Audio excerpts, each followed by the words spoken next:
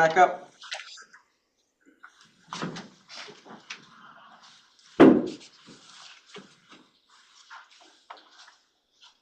Good morning. Did everyone want me to take roll call? Hold on, but we'll let people everybody get reseated. So, I see Dwayne. He looks pretty casual.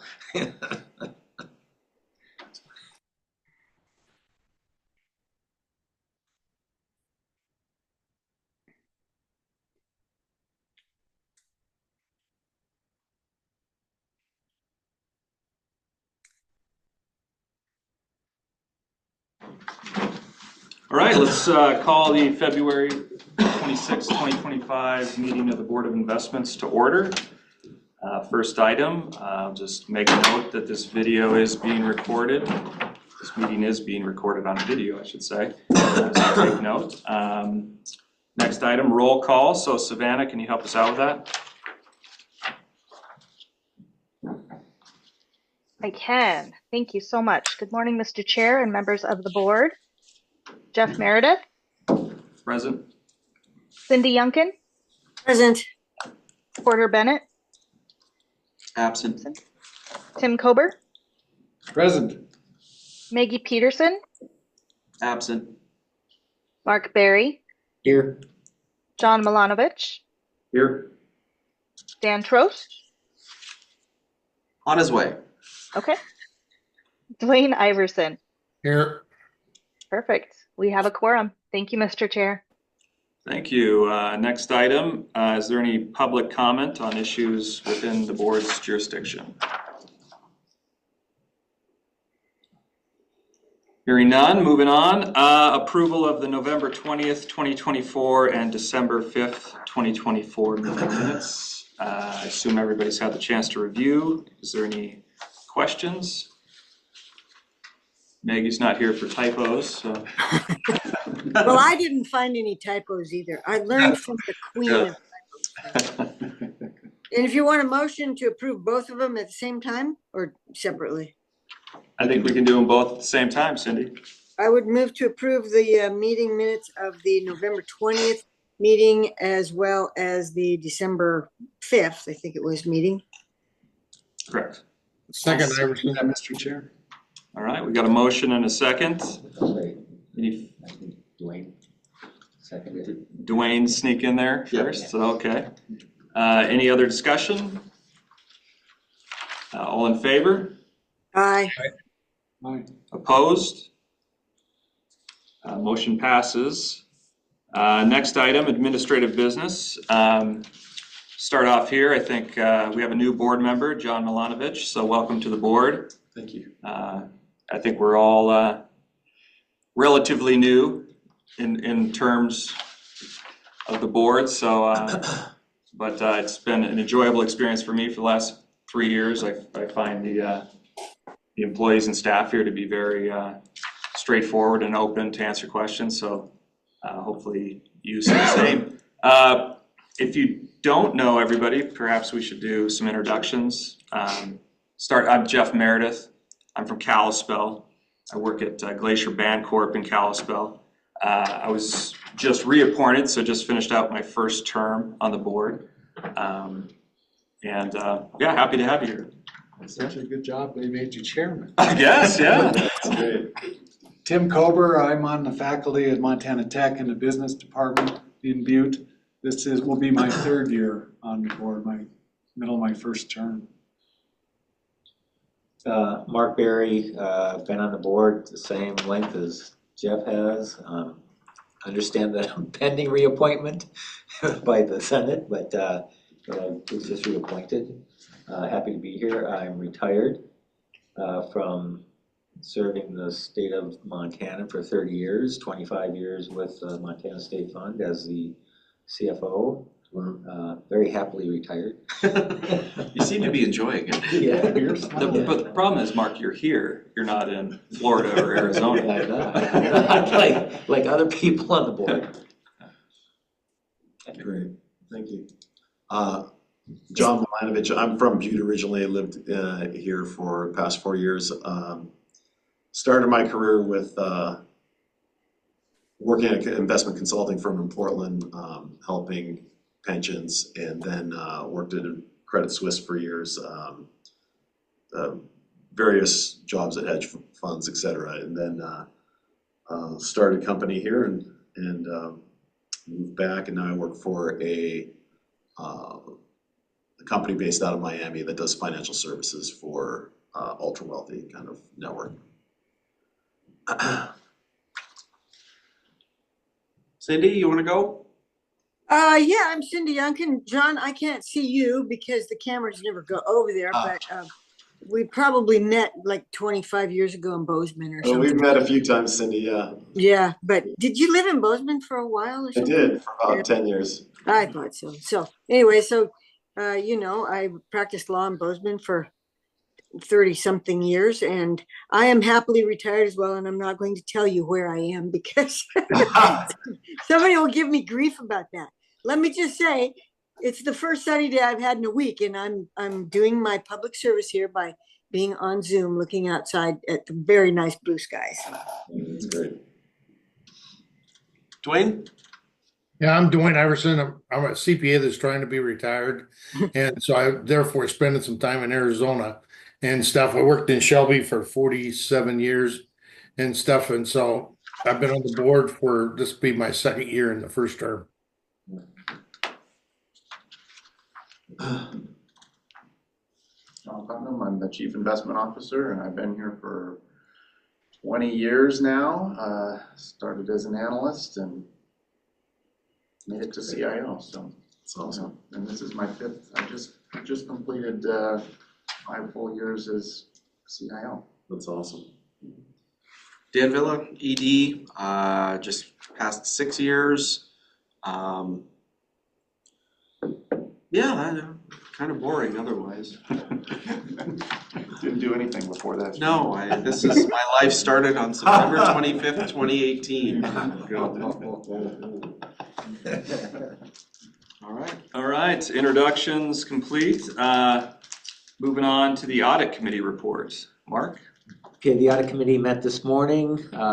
We went over the audit checklist and the changes to the checklist. And the biggest items there to report by staff was that our fiscal year June 30th, 2024 financial statements for the Unified Investment Program and the Enterprise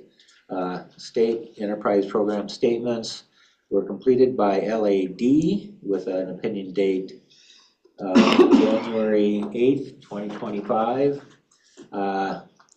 The audits we have unmodified opinions on those audits, meaning that they were clean audits. These reports will be submitted to the State Legislative Audit Committee at some point in the future. But the LAD allows early release of these statements for the Board of Investments. And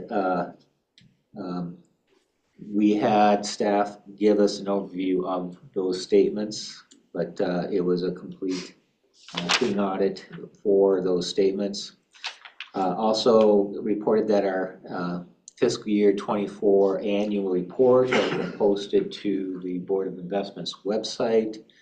It was posted prior to December 31st of this year. Staff also reported that they did a review for SOC auditor, and had contacted 6 different organizations that showed some interest and received 3 proposals for services. We have been using Wipfli for those services, and Wipfli was the successful recipient of our contract going forward for our SOC audit.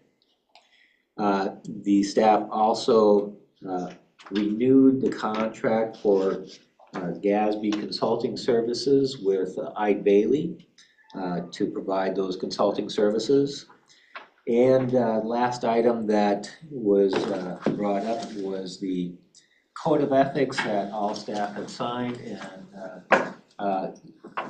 all board members are to sign. We have provided this with the Code of Ethics, and Member Young can encourage us to review the wording of the Code of Ethics before we sign this so that we're very clear on our roles and responsibilities. And with that, that's my report. Thanks, Mark. So the audit committee did, as Mark noted, review the fiscal year 2024 financial statements. And we did approve them. I'm sorry, I missed that one. Did approve them, correct? And, And so that also requires full board approval. So if there's not any other questions regarding those financial statements, I'd entertain a motion. I will move the financial statements for full board approval. Thanks, Mark. Second by Cindy. Second This distance. from Cindy. Any other discussion? All in favor? Aye. Any opposed? Hearing none, the fiscal year 2024 financial statements are approved.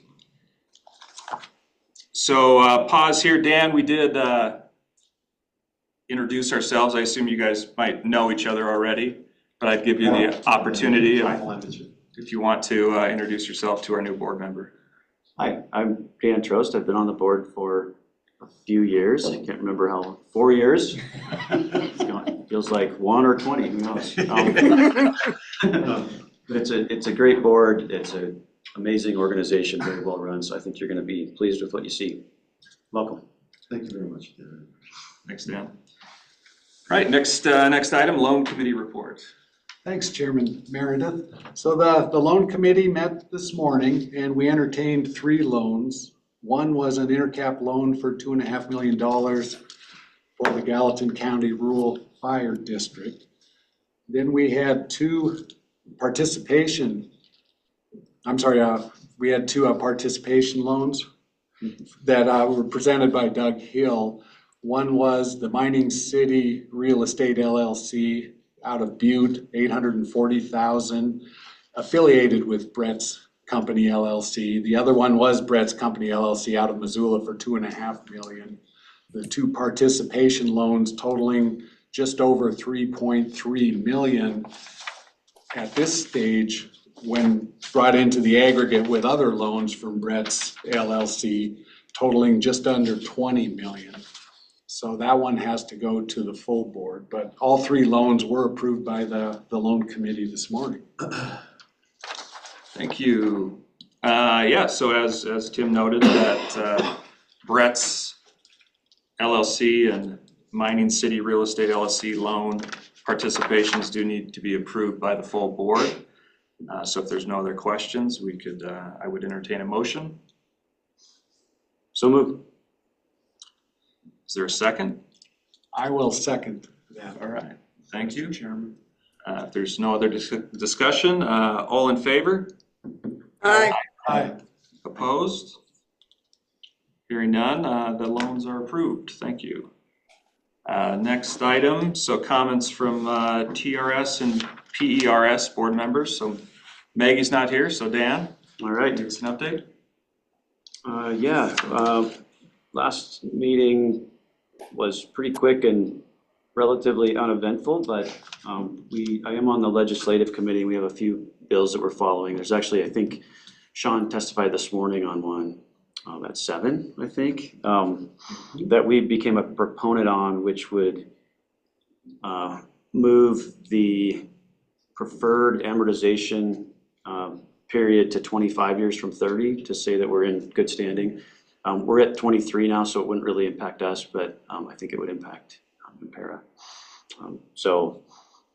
We were kind of on the fence, but that, that's moving toward a more sound plan, so we decided to be a proponent for it. That's kind of the only thing I have to share today. Thank you, Dan. I don't believe any of our legislative liaisons are present, I don't think we have any right now. or we don't have any right now. They end, their terms end when the new I legislature is gotcha. sworn in and they haven't been appointed yet. Okay, all right, so moving on, executive director reports. First off, I would like to introduce Ethan Kittle. Come on up, introduce yourself, talk about how we found him. Yeah, so hi everyone, I'm Ethan Kittle, and I'll be working on the fixed income team under John Ramasco. Prior to joining MBOI, I worked at RVK. I spent 1 year in their performance measurement department and 1 year in their manager research department. Prior to that, I was an intern here during the summer of 2022. I'm a proud graduate of Montana State University. Go Bobcats. Go Cats! Where I graduated with a degree in It was all going finance. good till then. And I passed CFA level 1 while I was at RVK. Awesome. So, So did you work on our stuff when you were with RVK? not really. Okay. Primarily was working with other clients. Yeah, I'll leave it at that. So this is the third hire we've had through our internship program. We're building the pipeline. I don't want to have to go find people. You know, we know we're able to test drive. Ethan was great as an intern.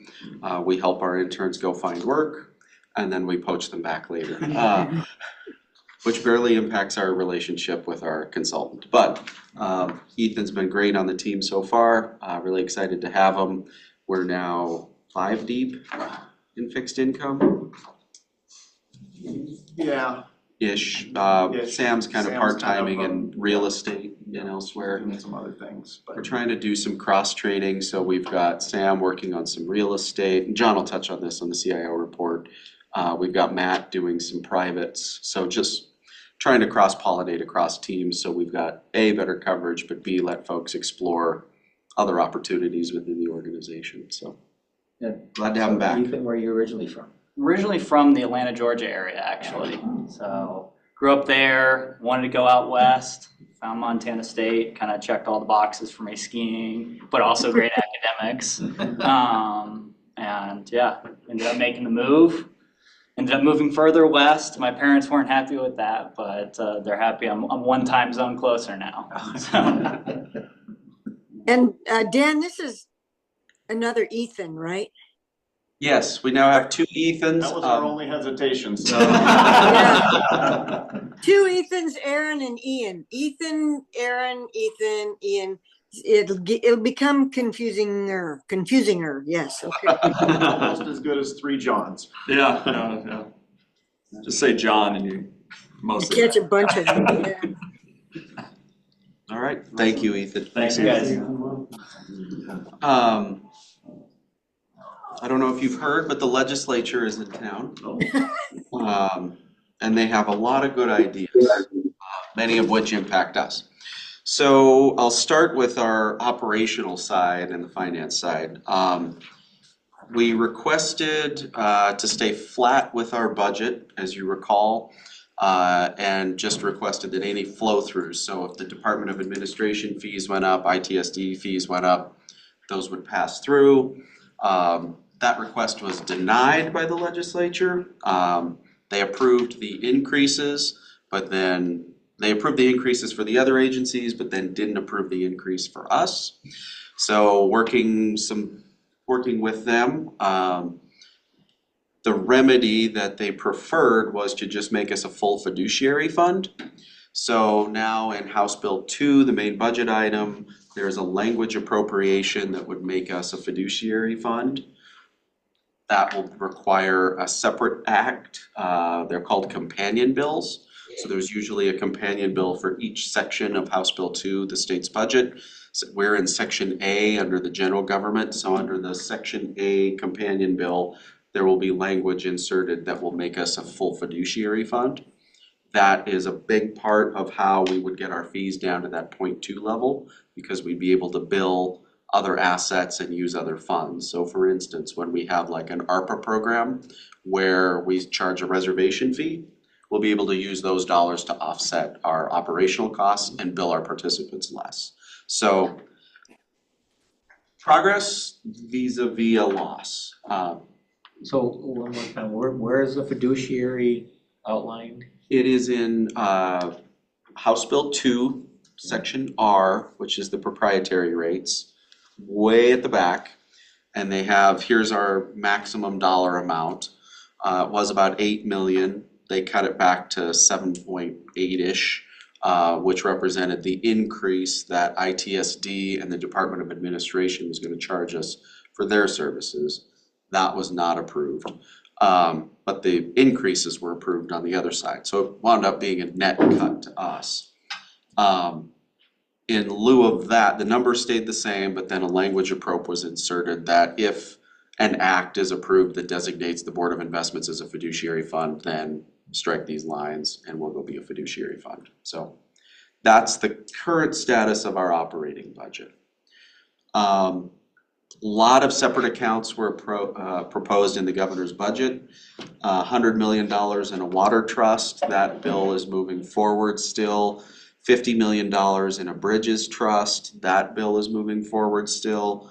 $250 million in a corrections future state bill, that is still moving. $100 million in additional housing assistance, that hearing was yesterday. $81 million transfer into the K-12 school facilities trust, that is also still alive. $10 million in additional funding to the Noxious Weed Trust, that is still alive. $300 million to basically a security blanket for the pensions. That hearing was on Monday, that looks pretty solid to move forward.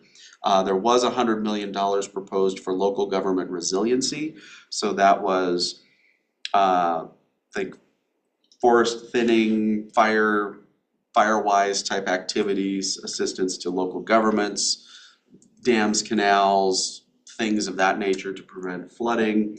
That bill was, I mean, it was just killed outright in the Appropriations Committee, so that fund is no longer around, but the rest of them are still floating in the ether around the body politic.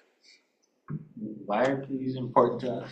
These would be separate accounts under us. So they would, So these are all separate accounts? these would be, you're right, so the water trust, the bridge trust, corrections would be new separate accounts. Housing is the existing housing separate account. K-12 trust is under the coal trust, so that would just be a deposit in. And then the Noxious Weed Trust is an existing separate account. And where is the money coming from? General fund, They're all general? they're all general fund. And they'd stay in general fund, just be separately managed by? They would be state special accounts in separate accounts managed by us. And then the individual agencies would spend the interest and income off of it. You may have read there was a bill to set aside $50 million in gold, platinum, and silver and Bitcoin. That bill moved to the House floor, where it was unceremoniously slaughtered on Saturday after a long, arduous, painful debate. But my understanding is the Speaker of the House will be bringing another bill forward to do essentially the same thing. So that's still alive and well. It doesn't really, how do I put this? The issue for us is we have to manage people's assets and their liabilities. We don't have our own cash, right? So the asset of gold or Bitcoin doesn't match with any of the liabilities of our participants. So the mechanism by which the sponsors got around that was they set up a separate account that had no liabilities and therefore could hold these assets separate and distinct from treasurer's cash account, any of those sort of the money we manage where there are liabilities on the other side. So that may come back, we'll see. Let's see. A question, Dan. Yes, ma'am. This is a good time to interrupt. So if that bill were to become law there, just so I understand it, because I'll be frank with you, I did not pull it up and read it and probably won't, but in order for this board to meet its obligations, you can't really do that if you don't have assets that earn money, right? Without spending the asset. So that, great point. So if we were to, let's say we go buy $50 million in gold, right? The issue for this board is you have a fiduciary obligation to maximize returns and minimize losses, right? Right. Even if that liability isn't on the other side. It is written as a may, so that the state special account may hold Bitcoin and gold and silver and platinum. So that would then come down to what is the asset allocation for this separate account that all of you would have to consider. And, you know, frankly, when you're talking about precious metals, now you're in the space of, are we buying an ETF where someone else is holding the gold and paying the 40 bips to hold it?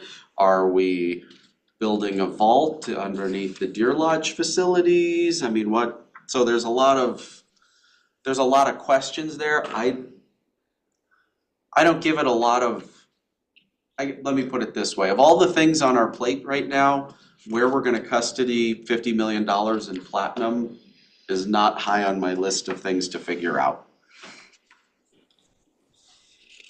Is a curiosity at the moment. Yes, if it gets beyond a curiosity, we'll have a more in-depth conversation. Thank you. On the any other questions on legislative stuff? Does RVK have any opinion on this? We looked at a number of statistics in terms of how do these types of assets behave, and are they related to inflation like you would hope they would be, and how would they coexist in a larger land of traditional asset classes? And there's just not a lot of benefit for considering a fund that concentrates in these assets, and where you're just depending on the price of commodity-oriented investments, or in the case of digital assets, having a ton of volatility, not a lot of history. There's a lot of risks inherent. And there isn't necessarily, especially in the case of some of those asset classes, a long-term growth story. So. John did a 50-year analysis of gold, for instance, and found about a 5% return, but extremely variable over decades. So I mean, long periods of time in the 80s, 90s, 2000s, and then it pretty much goes vertical here more recently, obviously. So the returns in the short term, which may be some of what's driving this, have been really, really good from a price return perspective. But as Dan noted, the big concern always with things like this is that there's a cost associated with holding them. However you manage that, you gotta store it somewhere, or you gotta pay somebody to store it for you. That includes Bitcoin. So somehow or another you're paying. There's no yield, no natural yield coming from any of these things. So, and we're eligible to purchase these today. Right. And it's not in the portfolio. So if they want something like this, it's kind of one of those instances of, if you want to take the volatility on state of Montana, you're going to need to tell us to take that on, as opposed to us thinking this would be a great asset for TRS or PERS or state fund. Sorry, John, I cut you off. I apologize. Oh, no, I guess the only thing I was gonna, I agree. I was just curious, from a standpoint of natural yield is what you were saying. Do we ever invest in things like unnatural yield? And what I mean by that is there would be ways to, write, options again. I mean, we can't write off, you do, as a group, do you ever invest in things that have, you've done an overlay on or something like that, where there's yield created from the underlying asset obligations or what have you? we don't. We've basically taken a tact, I would say, of, keep it simple, stupid around here, and part of that being that, we're not really looking for that short term, Right, thing. We're similarly, very long term investors. Similarly, for something to replicate it, you can probably find something just as, better assets that, similar would have, accomplish the goal, I guess is. Exactly. So, yeah. Dan and the chair, could I make just a very short comment on this proposed legislation? Yeah, go ahead, Jim. Every fund and every fund investment strategy is really profoundly influenced by its purpose. And as in preparation for this meeting, and we meet with your staff multiple times, we've asked about, well, what's the purpose of this fund? Because Dan mentioned that it's going to be a challenge should something like this come to pass. And in many ways, you would be rudderless as a board, because unless there's an avowed and very specific purpose, as there is for the pension plans, as there is for the trust, the investment strategy kind of is unanchored to any purpose. And that's going to be a challenge for any board of investment, any fiduciaries, to try to figure out, because they're going to have to essentially create a purpose and align an investment strategy with it. So I think that this is a very puzzling kind of initiative, but it is what it is, and it's far above our pay grade. So RBK will help you in every way we can. So I'll stop there. Jim, can I ask Jim a question? Jim, do you guys ever or I could ask you as well, do you guys ever from a policy allocation, do you guys ever say like precious metals, commodities should be because you guys deal with such high-end entities, have you found that it doesn't make any that asset class of precious metals just is a very poor fit for public funds? It generally is it's not that you won't ever see it, but it is generally a poor fit for some of the reasons that John said. First of all, it's a negative carry. You have to actually pay money to hold gold, and because it doesn't pay dividends. And as John said, it has a long history and can be a stabilizing asset during periods of extreme stress on the economy and the capital markets. But there are other assets that can do that as well. And then you have the physical problem of somebody either has to store it for you or you have to store it. So it's a more complicated asset, and that's why we don't see it very often. Becky, is there anything that I said that you disagree with? Yes, and the thing I would add to it is if it has a place in those institutional portfolios, it's usually inside of a larger commodity allocation that itself, along with energy and other assets, is a much more diversified approach. And even then, dedicated commodities mandates tend to be very small because they're quite volatile, and there's other real assets that in some cases have a lot more attractive attributes inside of the portfolio. And when you consider that, what do you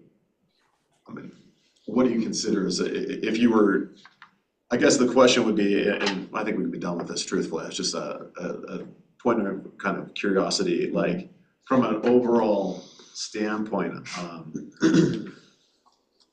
if there's like only, out of the top 100 pensions that invest, that have maybe 15 might have, what would that number be that might have an allocation to, say, precious metals? And is it, when you've looked historically, well, really there's no added value because you can invest in, from the private market side, and is that what has taken up the other allocation? Or why would people invest in it? Or let me rephrase that. Why would a fund allocate to it? Right. I don't have a number for you in the first part of your question, but in terms of looking at a national survey of public funds and what is their allocation to something like commodities, you would find it in if it makes 1%, it would be a surprise. Interesting. And one of the things, one of our large public funds is looking at a structure study of the real return portfolio, so it's inflation-related assets. Right. One of the things they're considering in a portfolio that had commodities as well as short duration tips, and they have a small timber allocation that is waning over time. They're actually looking at removing or significantly reducing commodities in exchange for other real assets like infrastructure that have some really attractive attributes in terms of yield, product availability. And as you know, a lot of times when you're buying commodities, you're doing it in the derivatives market. And so there's a lot of factors to think about there. So it's a very low allocation, and there's just other real assets that are easier to hold with better characteristics. Thank you. And the Becky's. So, and I would just add that one of the attractive aspects of these other real assets is that they tend to have a positive carry. They tend to throw off cash as opposed to require cash to hold. And that's particularly important if your purpose, going back to the issue of purpose, is something like a pension plan or something like a trust fund where income is important to support the spending, which is the purpose of the fund. If a pension plan is underfunded, then cash returns are very important. The one thing I will say that where gold can be an important element in a constellation of approaches is when a fiat currency, such as the euro, the dollar, the yen, the renminbi, you can go on down the list, looks like it is being inflated away into nothing. Oddly enough, we're in a circumstance right at the moment where the dollar has been extremely strong and continues to be strong. So, but I go back again to a fund with no purpose leaves this board in a little bit of a quandary as to how it should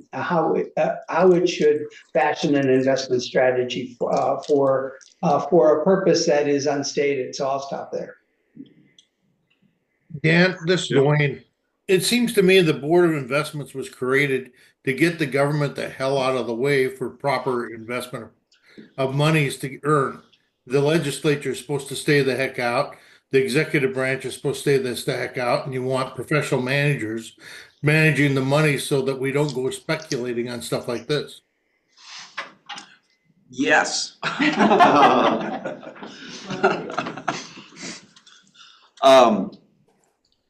Monthly snapshots in ethics policy 20.100.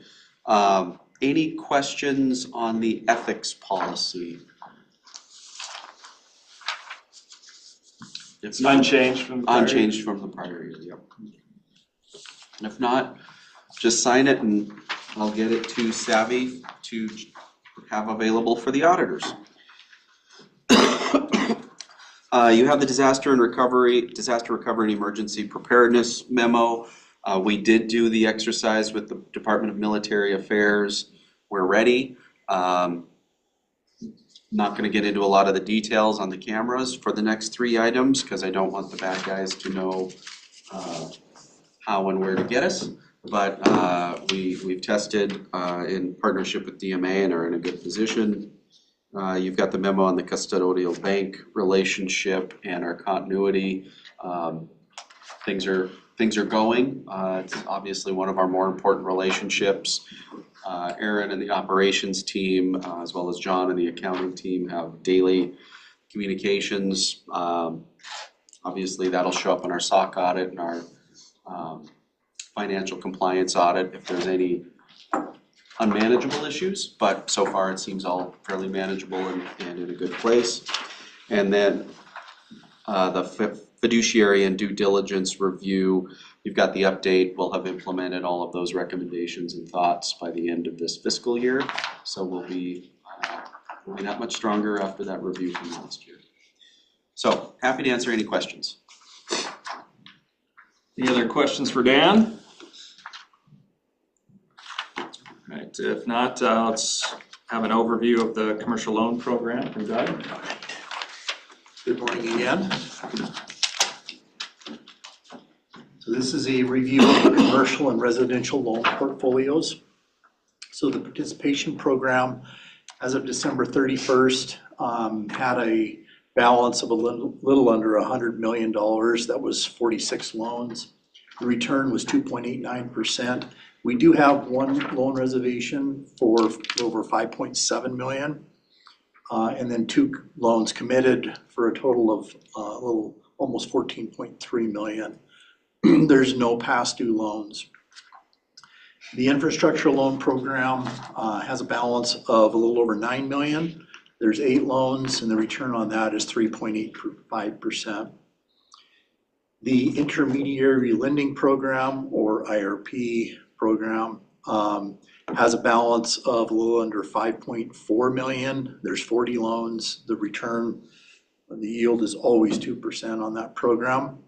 We do have one loan reservation for a little over 333,000. We have one committed loan for 250,000. The science and tech portfolio has a balance of a little under 300,000. That's one loan, and the return on that's 7.5%.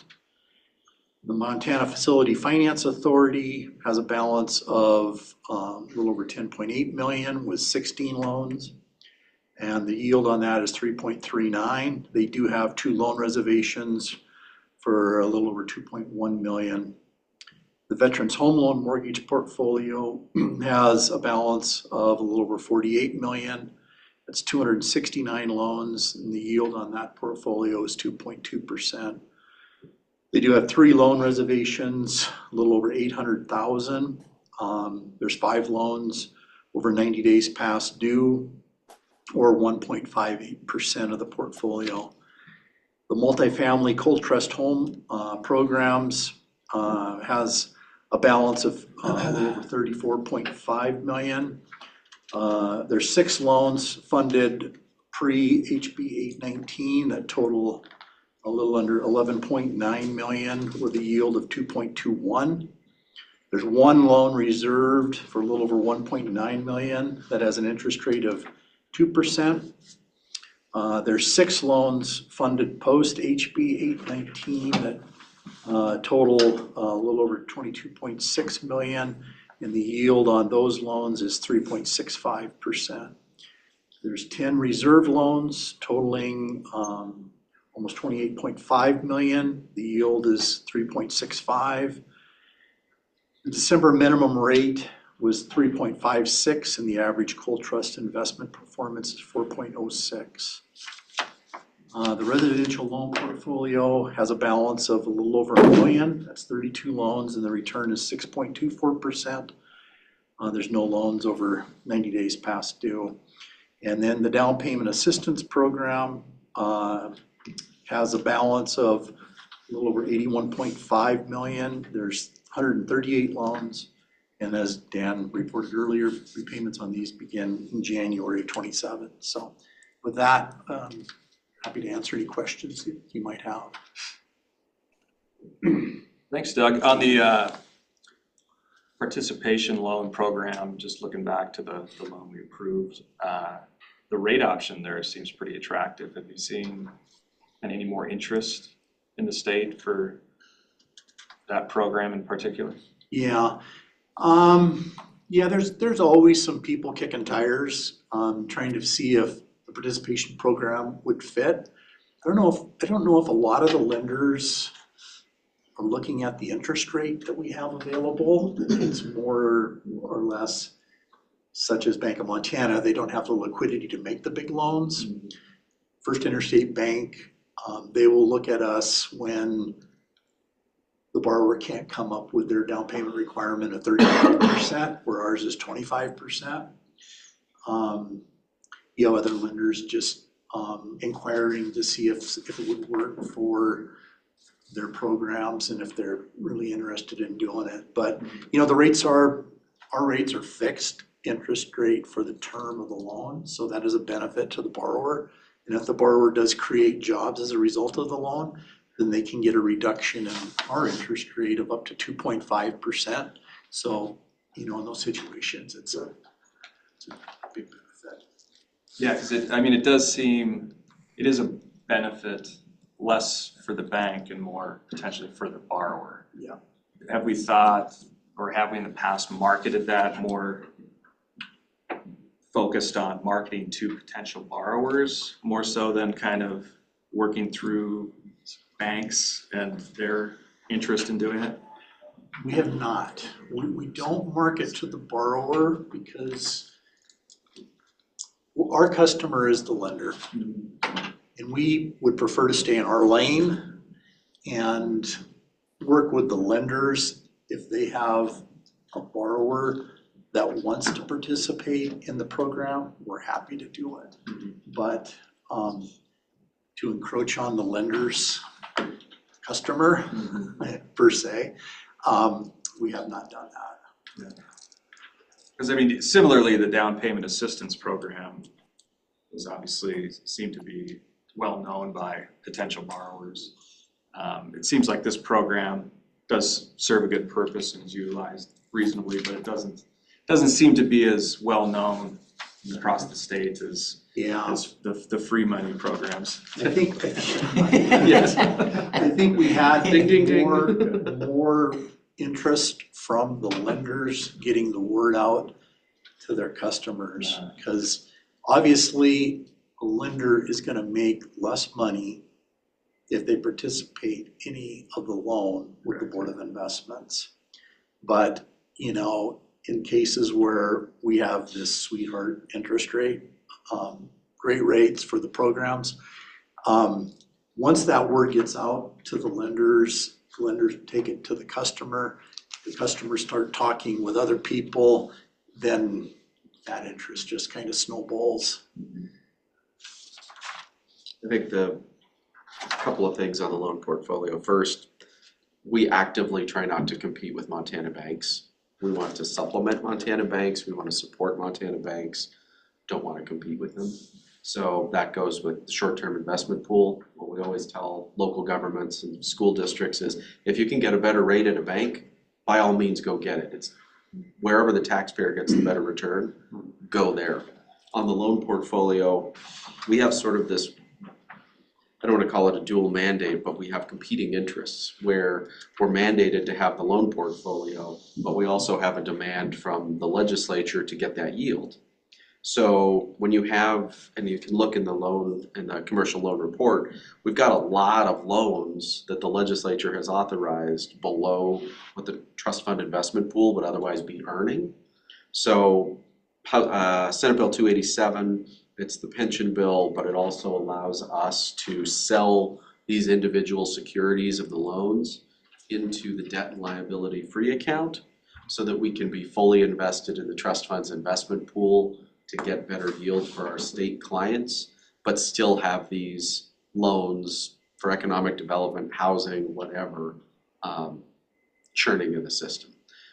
Trying to, the debt and liability free interest earnings is not as big of a deal as the trust fund's investment pool, perm coal interest earnings are. So trying to balance we want to create jobs with everybody wants a good distributable yield to go fund their programs with. So that's out there. Mr. Chairman, if I make comment or question or something. Of course. I mean, I certainly understand staying in the lane and who our direct customer is with the lenders, the banks. But it seems like we need to remember, and maybe the banks need to remember, that our ultimate customer are the people of Montana. And banks are in business and we want them to be in business and we want them to do what they do. But maybe if there's a way we could just encourage them to make sure that their customers know of these options. We're members of the Montana Bankers Association, so we have regular communications. I talk to the Bankers Association exec on a regular basis. So I think they're generally known, but much like with Intercap and with STIP, we don't do a lot of marketing, mostly because, again, stay in our lane. And also, the more loans that go out on these low interest side, the less distributable yield goes out in the coal trust, and then we get in trouble on the other side. We're set up to not win, if that makes sense. Well, I agree. It's a delicate balance, but we should never lose sight of the fact of who our ultimate customer is. Yep. I'll just share from the bank, being in a bank, they are well known. I guess to me, it's just a little bit, I'm sometimes surprised that more small banks aren't kind of going the Bank of Montana route and trying to leverage that program more frequently is, I think, more of the point. But that's up to them as well, so. Okay. Do we have what is the, from a standpoint of risk management, what is the percentage of the overall loan portfolio that will assign, that will allow like one person to end up taking, or one group? So the entity limitations that's in statute for the, yeah, how, so there's statute outlines the parameters, so no more than 25% of the coal trust can be in any one. Yeah, so participation program is the only program that doesn't have a set allocation to it. And so, as Dan alluded to, our soft cap is 25% of the coal tax trust fund. We can go above that, and that's in statute. But we try to keep it at or below the 25%, and we have. But if demand would kick up, we do got the capability to do more loans within the participation loan program. But some of these programs, like the multifamily coal program, they're at maxed out with what's they funded and what they've reserved. Same with the Veterans Home Loan Program. That's almost maxed out. They got 50 million in Veterans Home Loan was allocated, 65 in multifamily. And from an operational standpoint here, the board's sort of given us guidance that $25 to $30 million mark is about as high as the board's been comfortable with in the past, just based on, that would be about 10% of the 25% of the coal trust. So that's kind of the realm that we as staff operate in on, that, you know, if someone comes in wanting a loan, in order to avoid concentration risk, you know, whether that be geographic or sector, whatever, that $25 to $30 million BOI participation is kind of our operating, that's about our cap. Anything else, Doug? Nope. All right, thank you. All right, next up, municipal loan program overview, Louise. Thank you, Mr. Chairman, members of the board. This is under tab 4, the municipal loan program. We'll be going over the intercap and also the MHIR, the Montana Housing Infrastructure Bond Program. Just giving you some updates here. And so the intercap program, just for informational purposes, that is reported under the enterprise fund. And the Montana Housing Infrastructure Revolving Bond Program, those are within that fund, within the UIP's operating funds. So just a little of where these are in the pool of board of investments. So first of all, with the intercap program, we're going to look at that activity report. We sent out an update of what our new rate is. We've just gone through our annual reset, and we completed that a couple weeks ago. Just a reminder that bond rate is based on the midpoint 1-year treasury, and then we add just a 10 basis points on top of that. So drawing your eyes down to the that bond series, that 120 million bond series 2022 box, that is the bond that we use to fund these intercap loans. And so the old bond rate was 5.049%. This year was 4.321%. So it came down.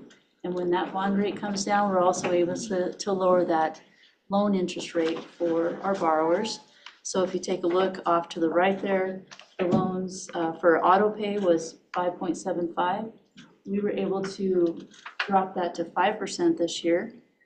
And then for those that do not have auto pay, which by the way, we have 91% of our loan assets are now auto pay and very efficient. We got most of we have all of the February 15th payments in. We only have 2 borrowers that are past due on that, and phone calls, we've contacted them, so we hope to have that cleaned up by the end of the month. So the new rate for those that are non-auto pay, last year was 6.25% for them, and now it's 5.82 for a non-auto pay. One other piece of information is that those the loans that are outstanding right now, those borrowers, about 75-77% of those are actually STIP participants. And so they are also getting a benefit of the bond that these loan rates are paying that yield on as well. So it's a, from Montana for Montana. We really like that. Are there any questions on the intercap activity? So 91% participation in auto, what's holding other than that? Just they like to send in those checks. Yep. There's just an old, they just want that control. And there's just a very few. Yeah. Very few of those. And some of them are kind of surprising that they don't. But it's not for us, it's in their loan documents that they have the option because they're one of the existing. And Yeah. new loans don't have that option. They have to automatically. Just a question, Mr. Chairman. Louise, if you said it, I'm sorry I missed it, but if they don't do auto pay, don't they have a slightly higher rate? Yes, they do. So last year was 6.25% for those folks. This year it's 5.82. And then with auto pay, what is it? With auto pay, it's 5% this year. Okay. So there's some incentive. I don't know if I can. Yeah. Absolutely. Guess it's up to them. We actually did a full spread on the ones that are non-auto pay. So we are getting repaid for the handling that it takes for handling paper checks. Thank you. Thanks, Louise. Okay, so no other questions on the activity summary. We'll go to the staff approved.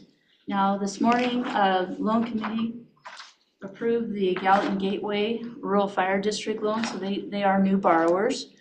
There were no new borrowers at the staff approval level, but I do want to draw your attention to page 2 and just that special table that we have for the DNRC loans. That one is the one you'll recall that board allows staff to approve up to 15 million for those. And this is just the update. In November, staff approved a $2 million coal severance tax bond. This is a long-term for 10 years. And that is for their Renewable Resource Grant and Loan Program. So all told, with what staff has allowed, the new commitment, the existing commitment, and loans outstanding, there's just a small amount of about $870,000 left for a staff approval level. So if they need more, then we would have to come back to the board and go over that 15 million. Just a little bit on with the DNRC, that $11 million commitment that we have, those are connected to, of course, the EPA capitalization grants. So with what's going on with the federal government, they have had, that particular grant was on hold, and then it was reinstated. So they're fine with that. They do plan on closing and starting to draw on those funds, not till May or June, because the Board of Examiners are waiting until after legislative session before they act on those loans. So are there any questions on the staff approval list? So. Okay, that will jump us to the Montana Housing Infrastructure Revolving Program portfolio. This loan asset is an investment in the Montana Housing Infrastructure Revolving Loan Fund, and that is reported in the operating funds in the UIP. This one is, there's one loan in there for it's a $2.1 million bond that is in this portfolio, and the yield is 1.71%. This bond received its first payment in December, so that leaves an outstanding balance of $2,056,449, and the loan is current and there are no new commitments. So being that this is one, just an update on that project, you'll recall that was the city of Missoula, and all of the dirt work has been done, and now they're starting on the vertical. So they're starting framing, they started in January. So it's starting to happen. Hi, can you kind of discuss the purpose of the program, kind of just the overview of it? Absolutely. For this particular program, it's one piece of it. So we are sharing the $106 million that the 2023 legislature put into that fund that I was telling you about earlier. With this one is it allows infrastructure. So you're looking at water, sewer, curbing, et cetera, that goes to affordable housing. And it's a participation program. So the bank that we are participating with, we can participate up to 50% of that bond. And then we can also charge up to 0.25% of what their yield is. So as an example, the one that we have outstanding, their yield was 6.85%. So our 50% was 1/4 of that, so it's 1.71. So it really draws those financing costs down for those projects. Awesome, thank you. You betcha. Was there any other questions in regards to this program? I don't think so. All right, so just a quick update. We do have a workshop coming up, WASAC workshop is held March 12th, and that is in Great Falls. And once again, at the Heritage Inn, this happens every year. And it's also in conjunction with an annual Rural Water Conference. So via BOI staff, we do presentations there. And so we present these programs that the Board of Investment has for this particular outreach. And we also do, we have an exhibit booth at the conference as well. So this is the first kickoff one that we have. And first of all, you're probably wondering, what's WASAC? What does that mean? Acronym time, right? So WASAC is Water, Wastewater, and Solid Waste Action Coordination Team. This team came about in 1982. It's actually a group of professionals from state, federal, and nonprofit organizations that provide the financing, regulation, and technical assistance for community water and wastewater systems. And so this is a very nice tool for people to help them navigate those different funding options that are out there. So this is the first conference that we'll have this year. Just one of the many of the outreach that the board does to make sure that these programs are known. We also do MACO, which is Montana Association of Counties. We do the MLCT, that's the League of Cities and Towns. MASBO, the Montana Association of School Business Officials, and the Montana Fire Alliance. So this is throughout the year that we get that information out there. So I just wanted to give you that little update, and if there are any other questions, happy to answer those. Thanks, Louise. I'd just like to add for John's perspective, just how I think important the InterCap program is for the local government entities across the state. It's a great option for them to get kind of small to mid-sized financing done really cost effectively, which it wouldn't be cost effective to do public issuance for that size. And then banks tend to be kind of in and out opportunistically on municipal lending, so you guys provide a great service. So on that first page you presented, so in total, since the creation of the InterCap, we've committed $754 million in loans, and I believe we haven't had the default. Exactly, no defaults. Which is pretty incredible, really. So good job. 1987. Thank you. Great. All right, so we're a little ahead of schedule, which Jack would be proud of me for. So I think we can skip to tab 5 and get that done, and then break for lunch. All right, thank you, Mr. Chairman. I'm going to handle this one today. My fixed income people are new You're not gonna accounts have here. Ethan Kittle come in, the new guy come in? Yeah, we could have had Ethan do it, yeah. I want to throw him to the wolves just yet. So as you're familiar, lots of environmental remediation accounts at the Board of Investments in our separate account portfolio. Another new one here related to with the asbestos, W.R. Grace bankruptcy estate has agreed to provide some funds to remediate the damages up there, $18.5 million plus interest, nothing over $21 million in sum total. Again, a portion of that already just sitting in STIP, and they are starting to launch some of their remediation programs that will result from this.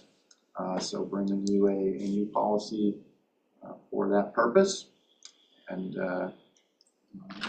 taking questions. I guess I should say, it will be kind of over the intermediate time frame. The reason we're bringing this is if, they're not going to spend it down all at once. They have a period of time where they're working on longer term projects. So that's why we need a policy here, because it won't just be sitting in STIP. We'll have some of this in investment assets and things. Are these the only funds that would go into this account? Yes. So it participates in the pool, basically. Yes, we would have it participate in the trust fund pool. Any other questions? If not, I entertain a motion for the approval of the new separate account. Move the investment policy statement number 40.956 for the maybe asbestos. Second. Is it 956 or 955? 9.56. It's got two different numbers on it. Excuse me. I see that, Cindy. I'm not sure which one is correct, but we will make sure that we get that right before we. Well, whichever number is correct, I second the motion. Thank you. So we've got 956. Motion and a second. Any other discussion? Not all in favor? Aye. Opposed? All right, approved. Are we ready for lunch or should we keep going? Next, we don't really have an hour. Yeah. Okay. So I'd say maybe 11:30 to 12:30 or 11:30 to 12:15, and then jump back in with cash management. That works for me. Great. All right. Let's break for lunch. All right. Let's go to the oil. Let's restart here. So moving on to tab 6, cash management of state monies. Mr. Chair, members of the board, good afternoon. My name is Polly Botine. I'm the Associate Financial Manager of the Accounting Department. Something personal about me is I've been here since 2007, so almost 20 years, well, rounding up to 20 years. But I was thinking about it today, and when I started at the Board of Investments, our net asset value at that time was like 12 billion, and we're now at 29.1 billion. So that's kind of seen some changes in my years. So anyway, my co-presenter is one of the Johns, John Carpenter. He spoke to you this morning, and we will be presenting the cash management of state monies. So if you want to start on slide 2, we'll talk a little bit about some institutional background. The Board of Investments' original and primary mission is to prudently manage the Unified Investment Program, or UIP. The UIP was created by the Montana Constitution. It consists of the state's retirement funds, trust funds, short-term investment pool, and other state funds. The net asset value of the UIP at fiscal year end 2024 is 28.3 billion. Yes. You did, I thought you said 29 this morning, so that's why I'm looking. 29 as of yesterday. Oh, right, okay, currently. To record all of the activity for the UIP, the accounting department processes tens of thousands of journal lines on the state's accounting system during the fiscal year. The transactions total in the billions of dollars. It is the responsibility of the board's fixed income team to perform daily cash management duties for the state of Montana. Moving to slide 3, this is a listing of the key players and considerations in the daily cash management performed by the board's investment staff. The primary function of cash management is maintaining a target balance at the state's depository bank, which is US Bank. Some of the items that are considered in calculating the target balance are the current balance, known activity for the day, STIP participant activity, STIP portfolio maturities, calls, and other activity requiring a transfer of funds between the two banks. Because certain transactions made at State Street Bank require money movement from or to US Bank, there is a daily wire between the two.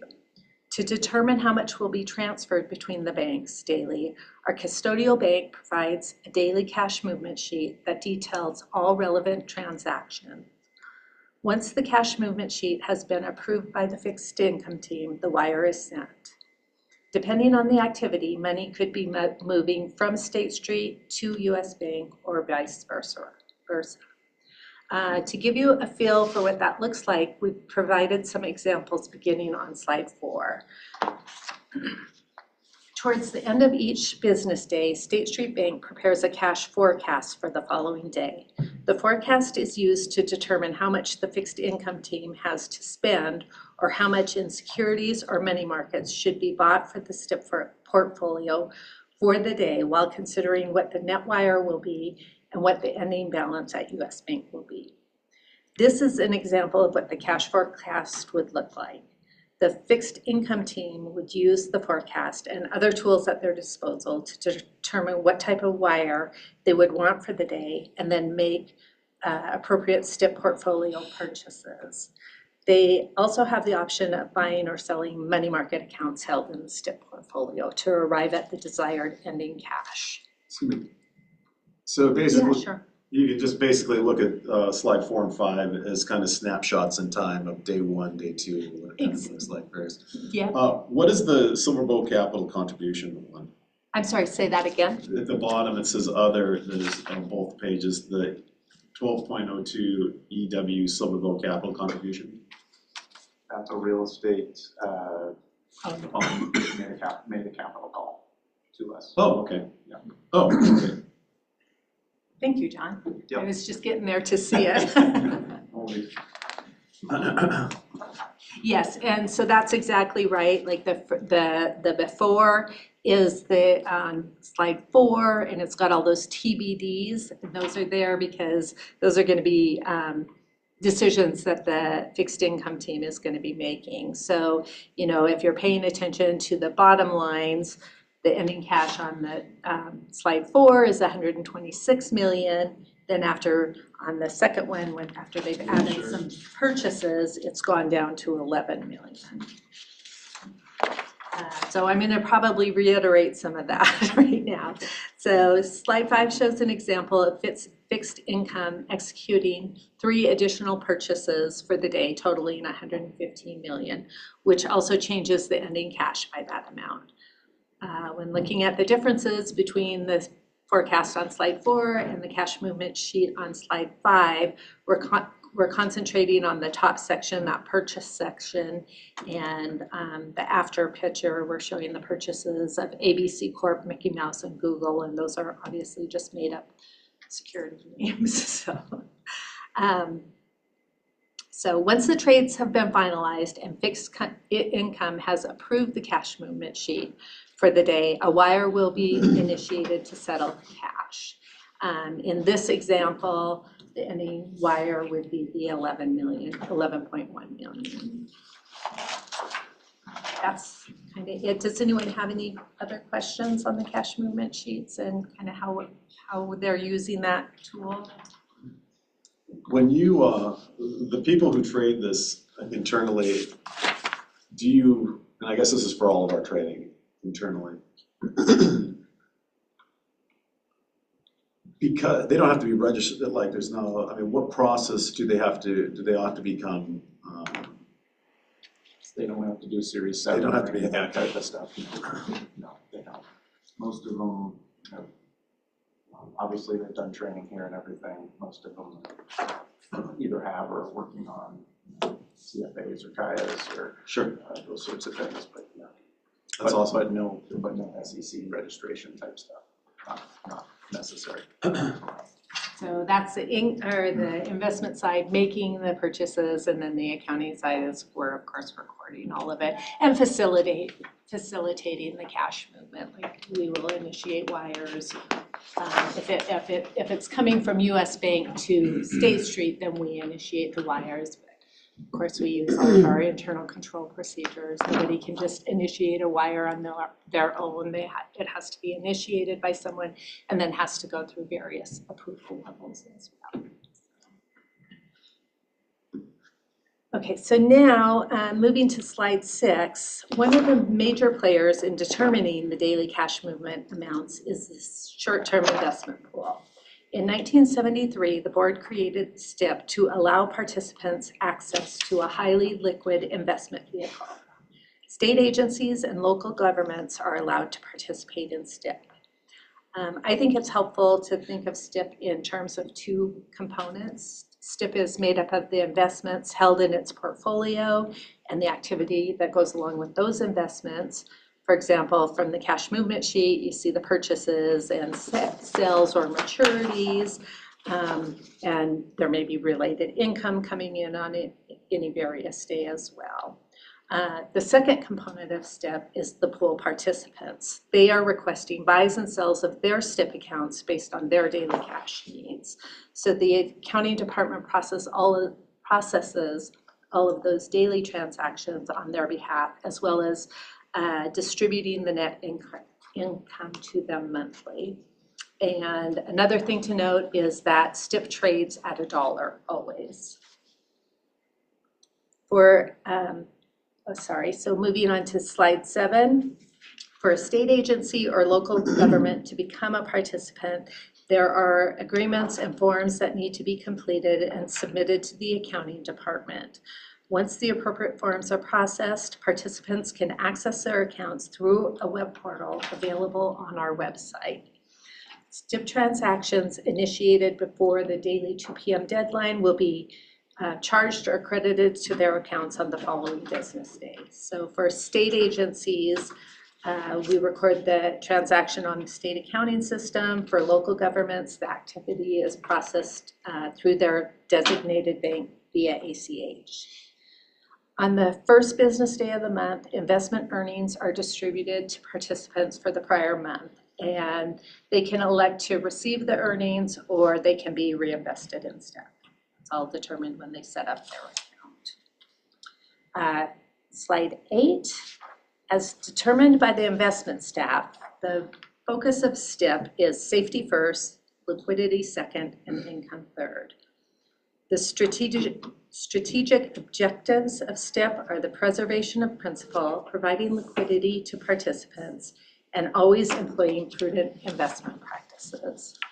Cash management for the state and managing STIP go hand in hand. They really do. I mean, you have to consider both of them when you're figuring out what the cash is going to be for the day for fixed income.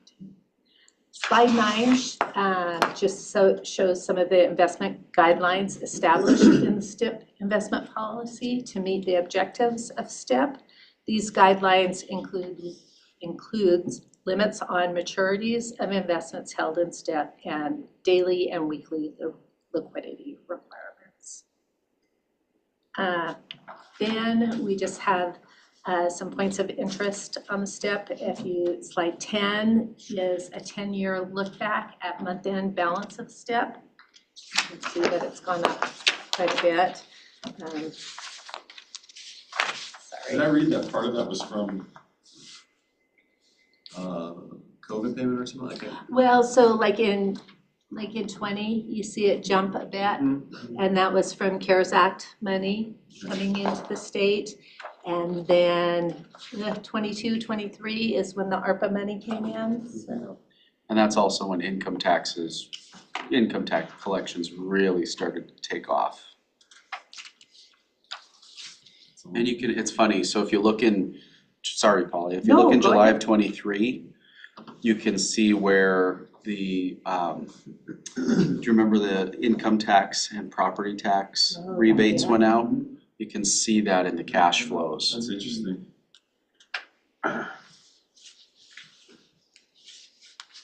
Any other questions on the month-end balances?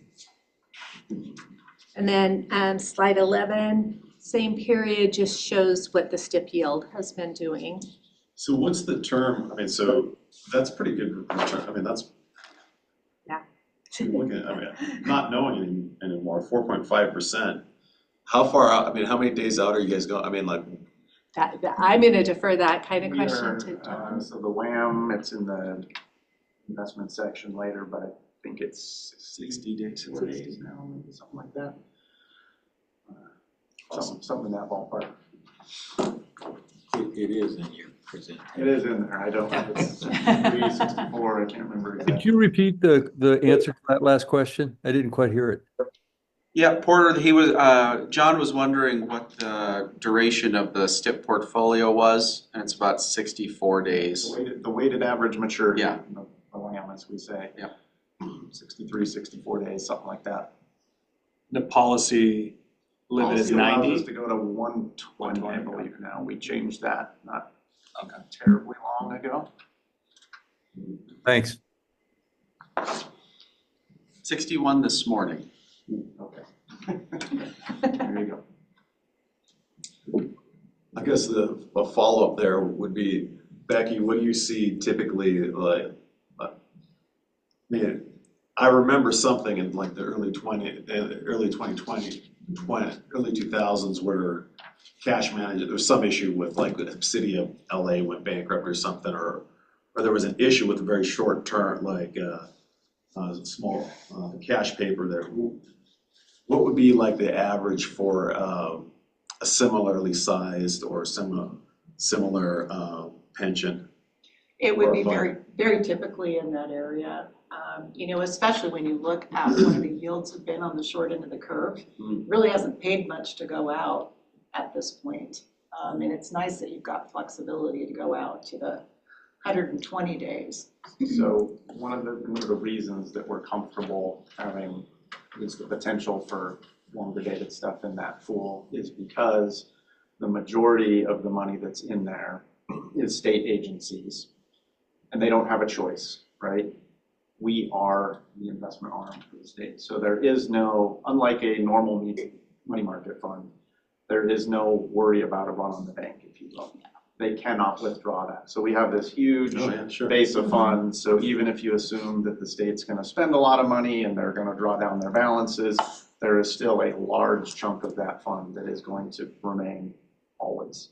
So that's what gives us comfort. Now, the local governments, they can move in and out, but they're typically, I think they've been running, 20-25% of the overall STIP pool. So, we're comfortable having the ability to have some longer dated stuff in there and take advantage of it when we think it's appropriate. That's awesome. Yeah. Impressive.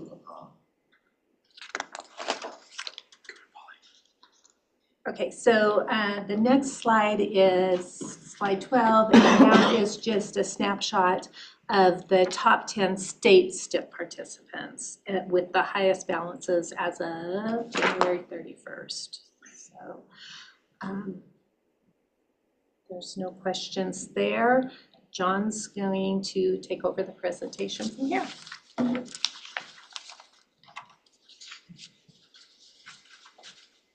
So, good afternoon.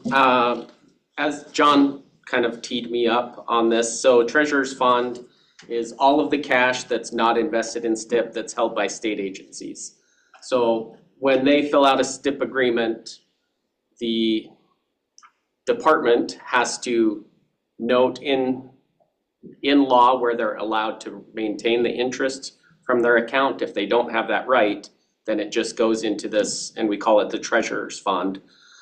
So $2.7 billion of that is monies held by the state that cannot be in a STIP account.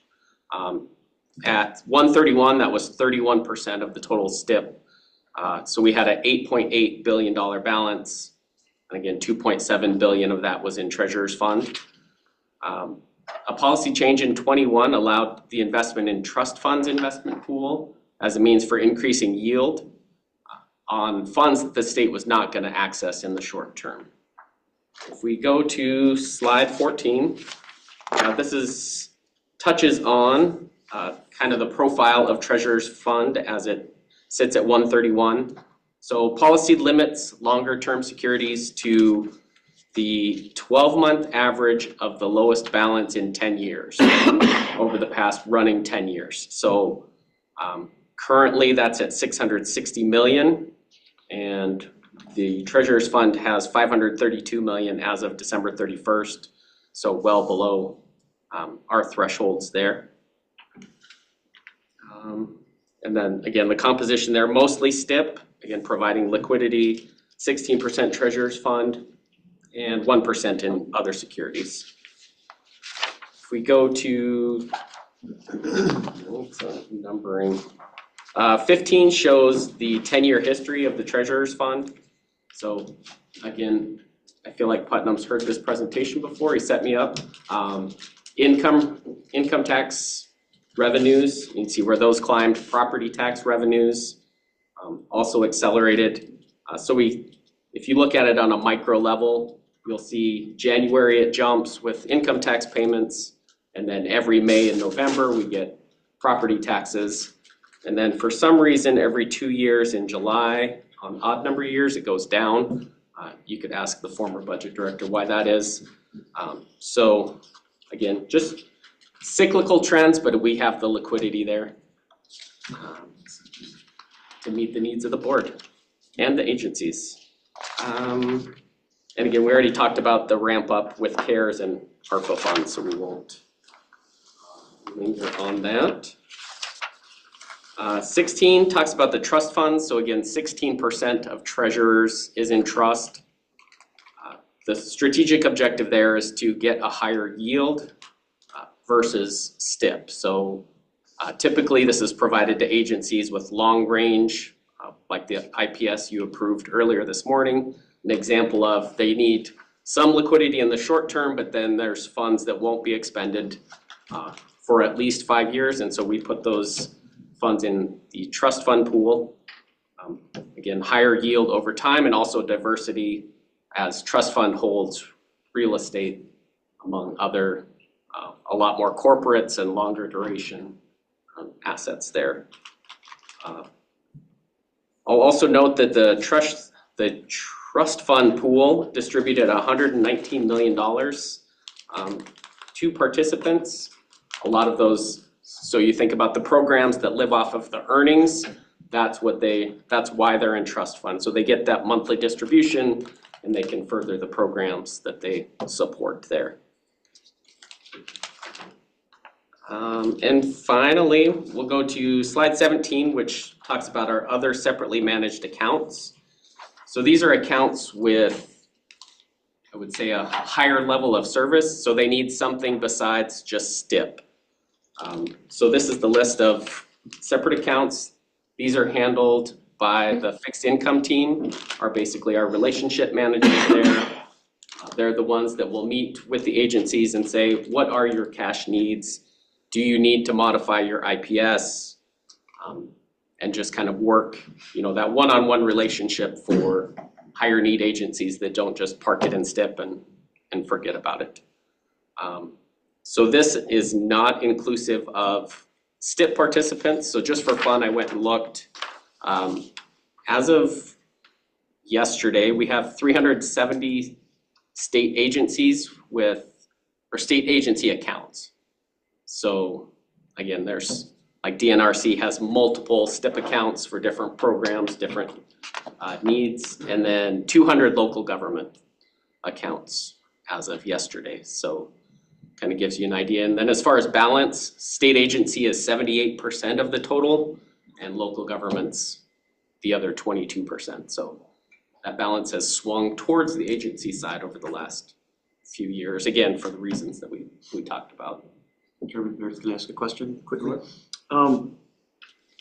So in my world, a separately managed account holds individual securities and not units in another pool of funds, but I think that's different here, right?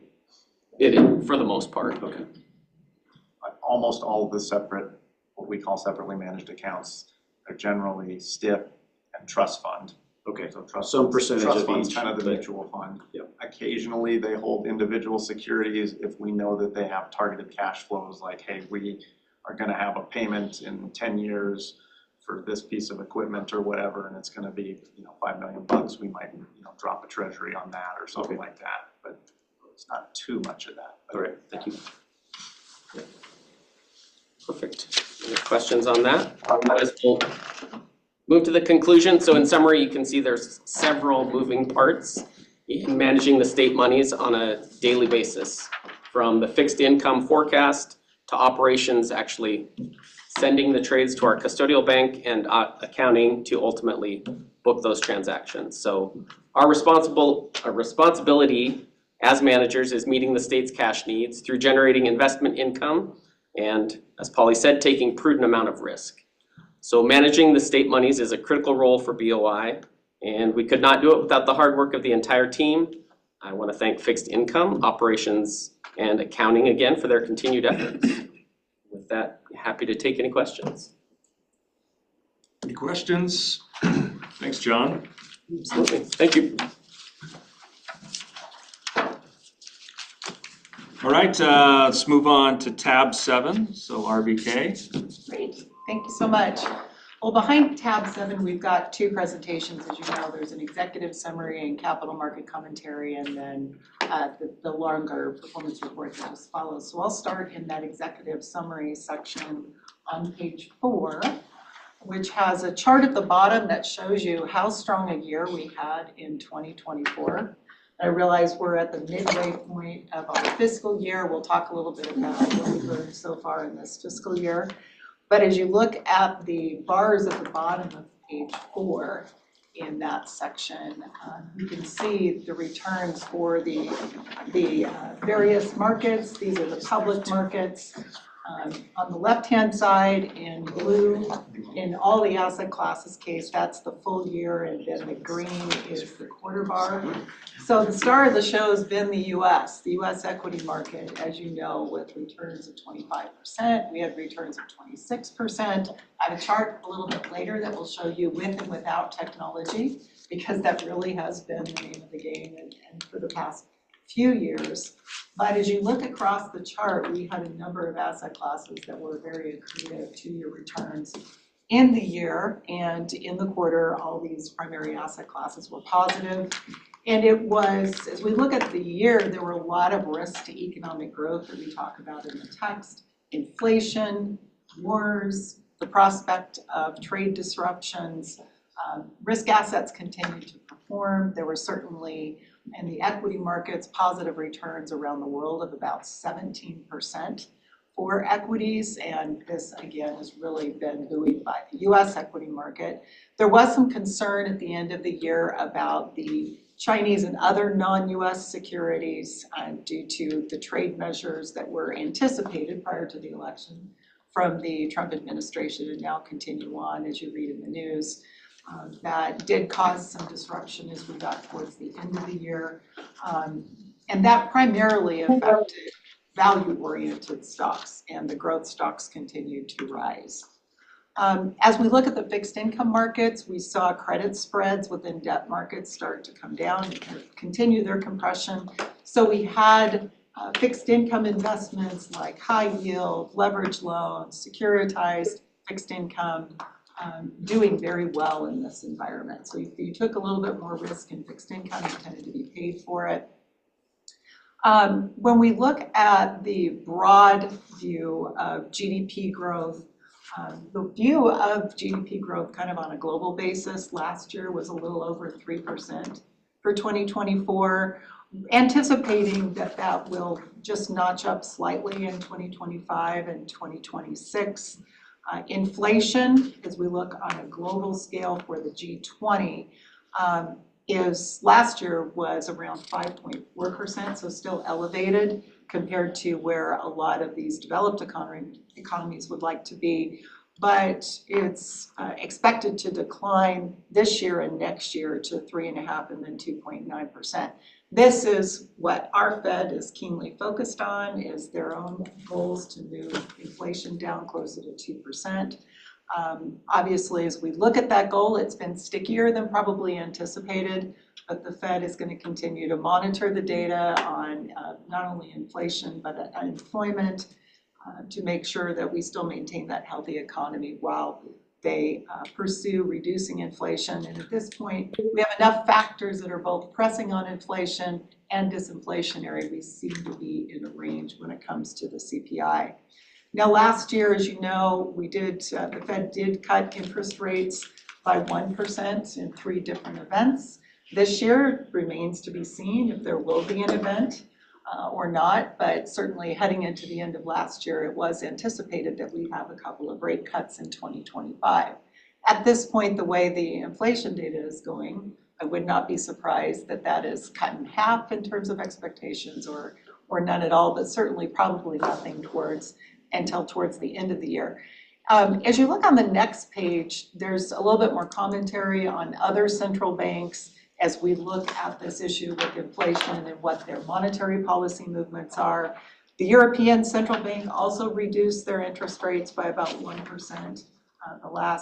They had a decrease of 25 basis points in December, which was their 4th cut. The Bank of Japan maintained its current interest rate of 25 basis points, still a very low environment there in Japan when it comes to interest rates. And the People's Bank of China, as you know, announced an intention to reduce interest rates to stimulate their economy. If you look at the top of this page, so this again, we're on page 5 of that section, it's an interesting chart. On the left-hand side is Treasury yields in the US. The yellow is the 2-year Treasury, the 10 is the 10-year Treasury, and this spread between 2 and 10 has been something investors have been watching while we've been in an inverted yield curve. You can actually see that as we move through the year, the orange line is 10 minus the 2-year yield, which in normal circumstances would be a positive difference where you would be paid more to go out longer on the yield curve. That has not been true while the Fed has been so active in interest rate movements and as we look at the overall economy. On the right-hand side, you can see the scale. And that scale actually showed that the 10-year yield minus the 2-year yield was actually negative for a time, and we're about up to an even. So what we're really seeing is that yield curve was inverted, where higher yields were on the shorter end of the curve. Now we're actually starting to see longer yields move up to a more normal environment. So this is something we're going to continue to watch, but certainly has a bearing on some of the cash yields we were just talking about. On the next page 6, we show a summary of performance, and this is looking at the retirement funds. So specifically, the fiscal year to date that I mentioned is a return on a net of fees basis of almost 4%, 3.97%. Very nice. If we could just take that trend and finish the year at that rate of growth, that would be great. If we look at 2024 in isolation, that's just to the right, an 8.7% rate of return. When we compare to the benchmark that matches our overall structure, a little bit behind for those 2 periods. Again, we always have this drag with our private markets that don't mark to market as frequently and haven't been returning. For example, private equity hasn't kept up with this insane amount of growth we've seen in the information technology public stocks. But we do have some noise typically there in benchmarking those illiquid assets relative to some public market equivalents. Nothing to be concerned about. Actually, if you look in the quarter, you outperformed your benchmark net of fees, and for 3, 5, 7, and 10 years also outperformed.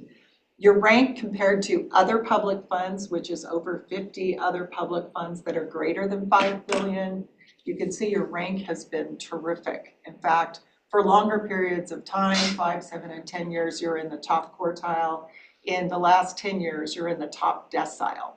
So very good public fund peer comparisons here. And we have seen almost all of our clients that have private assets that are marked less frequently and lag by a quarter, at least in their valuation when compared to the benchmark public fund equivalents they have in their custom benchmark. They're lagging as well for the same reasons that you are. So again, no significant concerns here at all. That's awesome. So when you determine a benchmark, and I think I saw like the benchmarks for the particular asset classes, but for an overall benchmark, are you saying, hey, it's an like we're looking at an absolute rate of, or is it, yeah, how do you define the benchmark? It's a blend of indices that are available to represent our exposures as opposed to the assumed rate of return, although that is an ongoing benchmark itself, but it's not one that has any volatility specifically, it doesn't represent what the markets are doing. So we're comparing you relative to what the public markets offer and other peer groups offer as performance comparisons for each asset class. Is there, is the idea of a benchmark where you look at inflation plus whatever, is that pretty much gone? I mean, do you think that your blended approach is better than like apps like CPI inflation plus, yeah? We actually use all of those metrics when we're thinking about asset allocation, both looking at your assumed rate of return, looking at inflation. Inflation, as you would guess, is a really important component of expected returns going forward, as well as your experienced returns.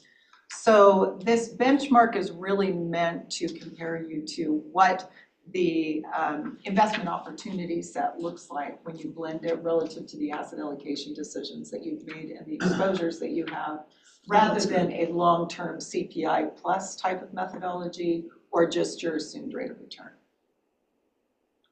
Thank you. You're welcome. No problem.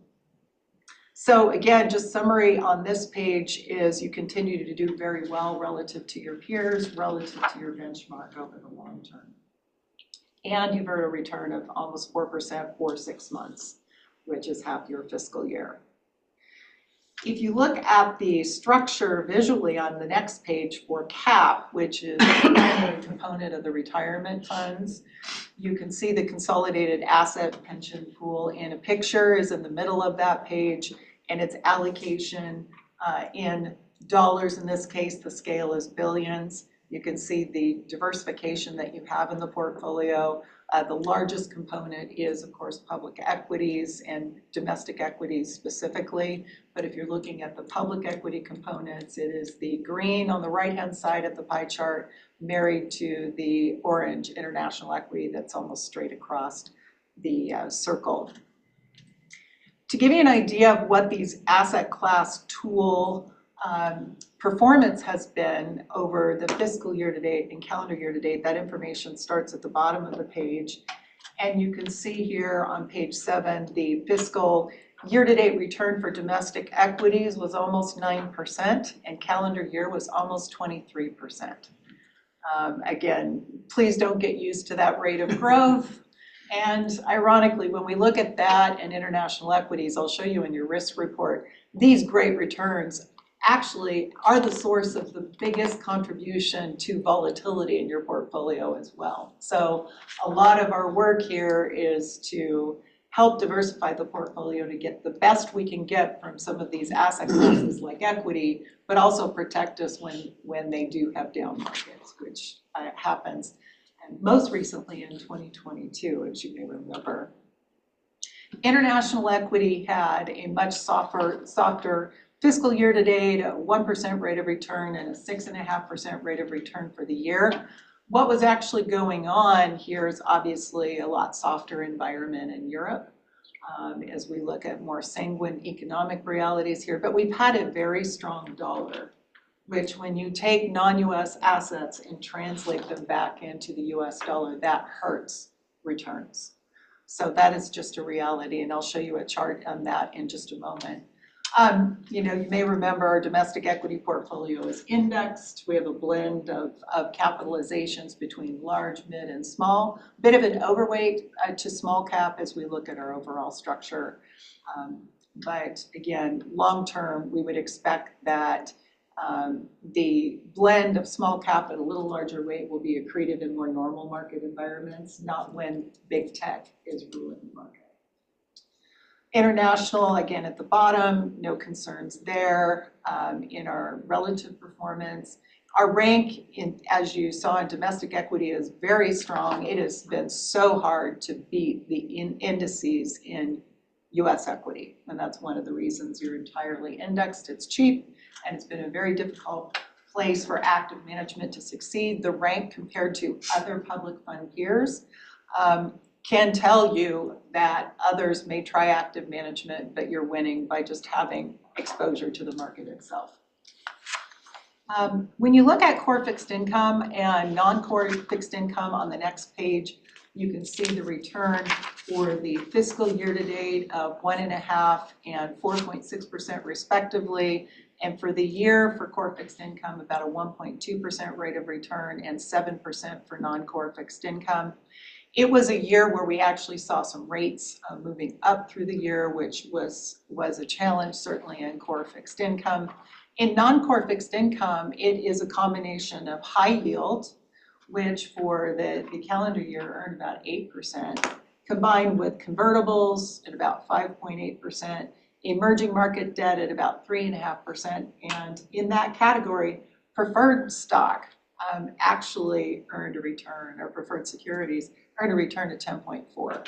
So it's a highly diversified bucket here, but it has been very hard to just beat the high yield benchmark, which has exposure to lower quality securities, and your managers as a group have a quality bias when they build the portfolio. So a good return here, just a little bit less than this benchmark as you see. Real assets, a return of 4% and 8% for the fiscal year to date and calendar year to date. Nice growth here. When you look at real estate, you may recall that real estate was the darling along with commodities of 2022 when the equity markets and the fixed income markets corrected at exactly the same time during that year. And it really hurt plans that weren't as highly diversified as you were. Just to give you a little bit of a history look back at how painful that was. In 2022, the bond market lost 13%. The S&P during the same period of time lost 18%. The real estate market had a very positive year. Since that time, we've actually seen the valuation of properties come off over the last couple of years, but we do believe that is starting to moderate, and that combined with income, we hope is going to be boding for stronger returns going forward. But for 2024 was negative in the case of real estate. Private investments, so this is private equity, venture capital, private credit, returns of 3% and 5% respectively. These are softer returns than what we would expect to see over the long term. But it's been a really interesting period in the case of private equity, specifically is what that comment is pointed to. Haven't had a lot of exit activities as we look at what last year was doing. There's still a lot of dry powder in the system that is committed but not called. We had the whole Silicon Valley Bank hit the venture capital world. When interest rates have been high, it was difficult for leverage strategies. But now a lot of those things are moderating. So we do have some optimism as we go forward about private equity really returning to some of those longer term numbers, which you see to the right-hand side of this chart, in the 13% rate of return and 12% rate of return area. Then we get to cash, which again, please don't get used to a year of cash returning 6.3%. Again, we've had yields have been very good. On the shorter end of the curve, we do expect that to come down with Fed action, again, to ease in interest rates. The trust fund pool, primarily fixed income, but it does have diversification into real estate and non-core as well. And short-term investments, same kind of message as cash. So, the checkup from your evaluator of fiscal year results is saying you've had a good 6 months and a very nice run in 2024. And some of the asset classes that have been a little softer, we do have optimism about going forward into the future. So with that, I was going to move ahead to just a couple of other comments that are bigger picture comments, and then we'll move to your risk report. Let me pause here to see if Jim is on the line, if he had anything he wanted to contribute before I move on to the next section. No, I think you did a very good job and very comprehensive. The portfolio is actually performing exactly as we would expect it to, and it's reflecting trends that we see across multi-asset class portfolios. So there's nothing unusual going on here. In some respects, as your numbers indicate, you're actually doing better than the average institutional investor. We don't see that as nearly as important as making sure that your asset allocation is well connected to your liabilities, which it appears to be. So No, I think that's all I really have to offer at the moment. Okay, thank you, Jim. Becky, can I ask a Please. question? Yeah. Yeah. I think if we exclude currency changes, international's probably done better than the US maybe like 2 or 3 times in the last 20 years, but including currency changes, I think it's once. I know it's cheaper and there's better dividend yields, and we still like it. It is a diversifier. Right. When are we expecting maybe a turnaround where international outperforms US for a while? You That guys have some old- thoughts on that? Yes, you know, it's something we debate all the time.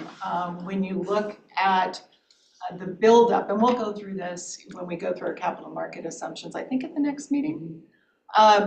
One of the things that you would know is when you're building up an expected return, starting with inflation, we actually have a 2.5% long-term inflation expectation in the US. When we look at the developed world, outside of our borders, it's about 2%. So you're starting with a lower initial base in terms of inflation expectations. When you look at yield, to your point, about 1% more in dividend yield for non-US stocks, which again is helpful.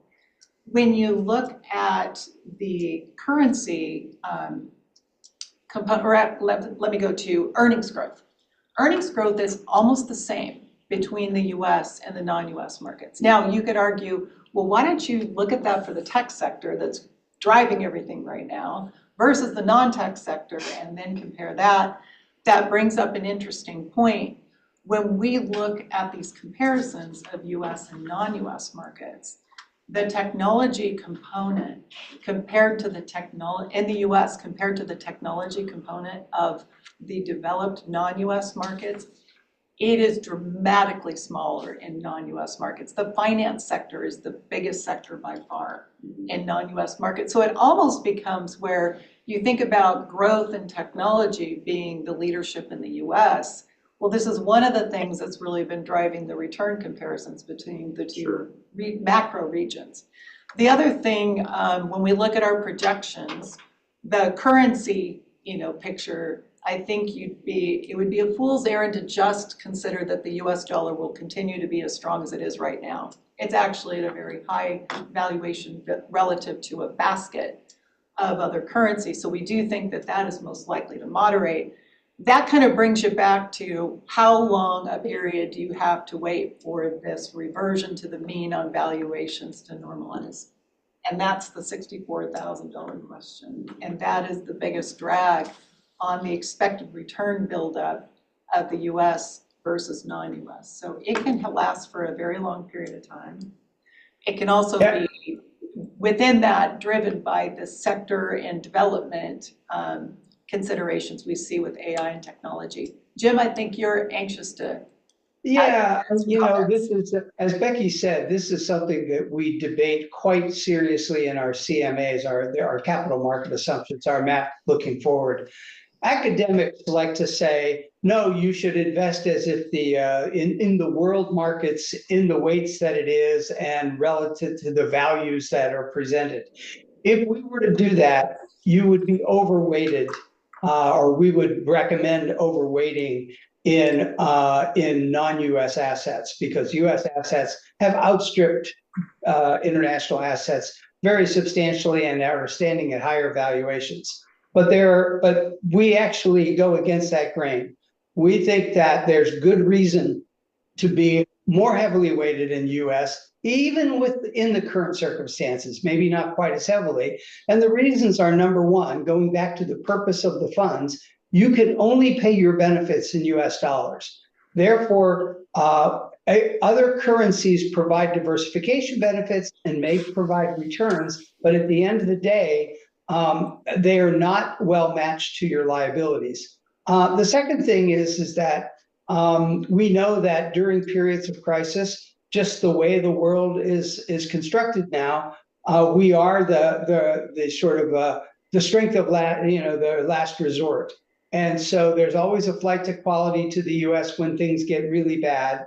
And so from a risk management point of view too, at least a modest overweight in US assets makes sense, despite the fact that by the numbers, international assets are far cheaper.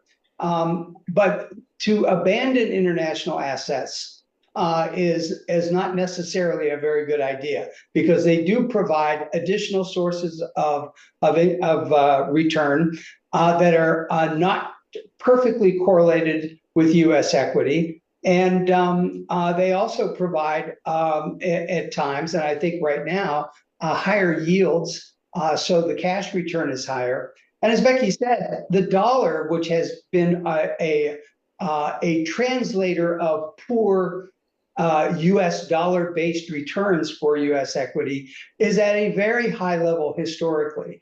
So we don't know when things will break to moderate the value of the dollar, but we know that the dollar won't take over the entire world. And so for all of those reasons, an allocation to international equity makes sense. It just doesn't make sense to do what the academics would have us do, and that is simply follow the numbers and be overweight in that sector. So I'll stop there.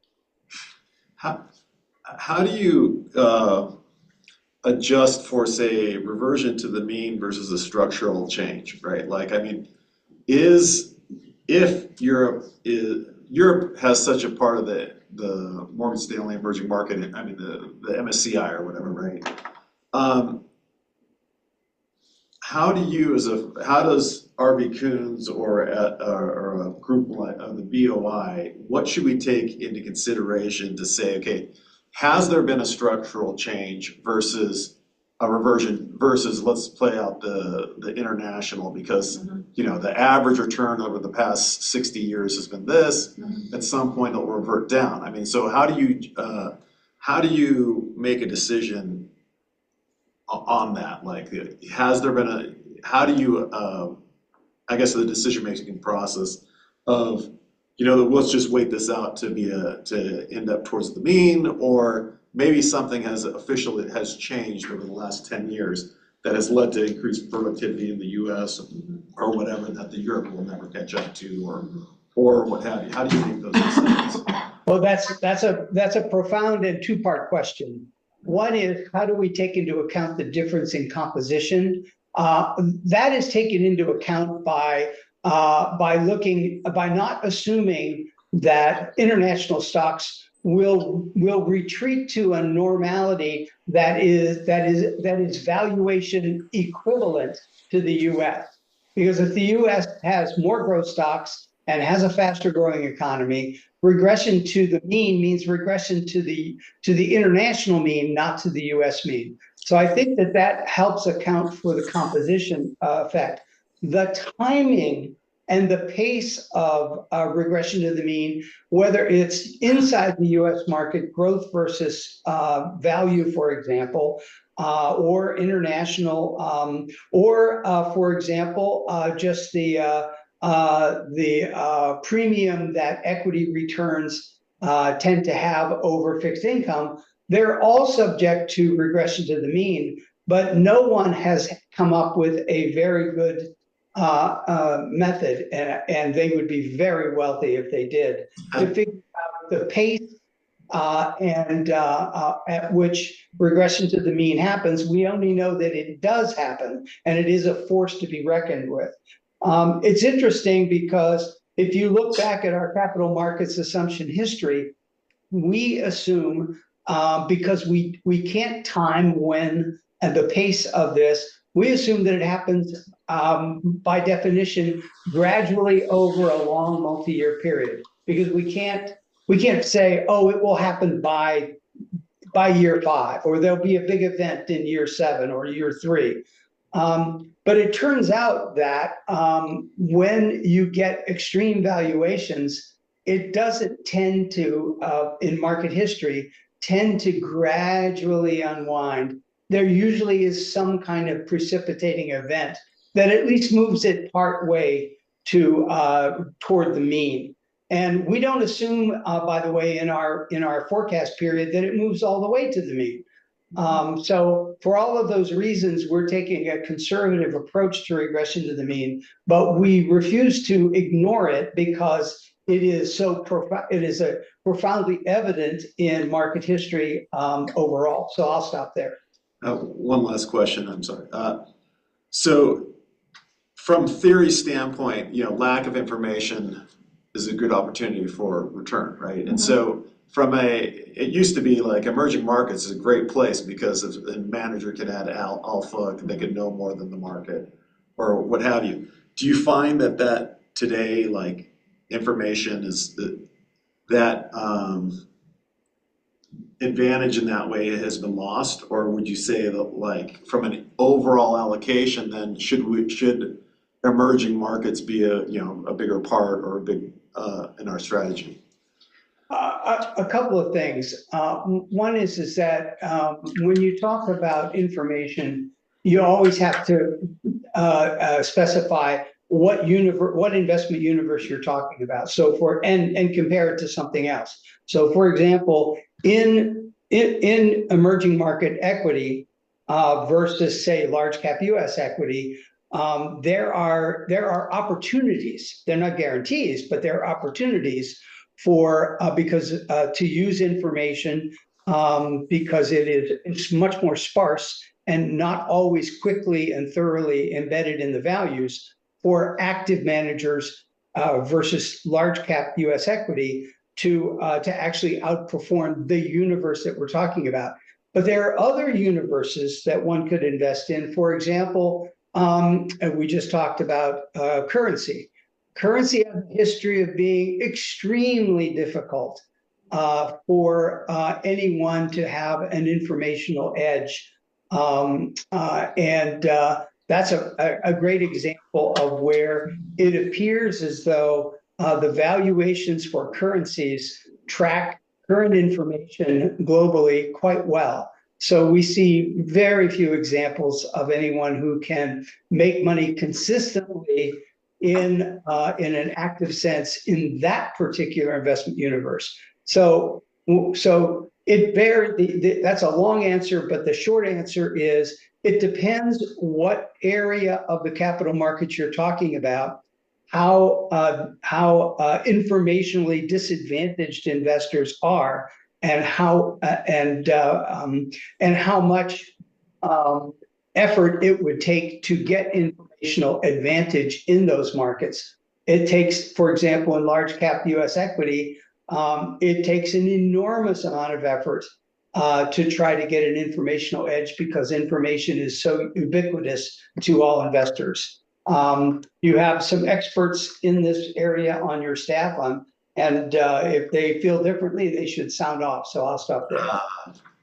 So maybe I'll just add one thing to give you a more high-level context, I guess, of how we think about it at the board.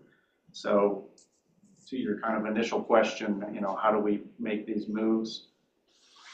At the highest level, asset allocation, we review it once a year, and changes there.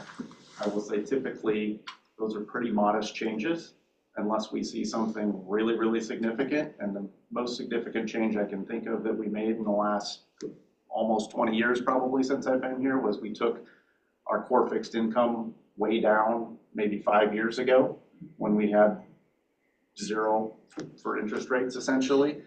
So we took that down pretty significantly, not to zero, but if our memory serves, I think we were down to like 10% allocation from 20.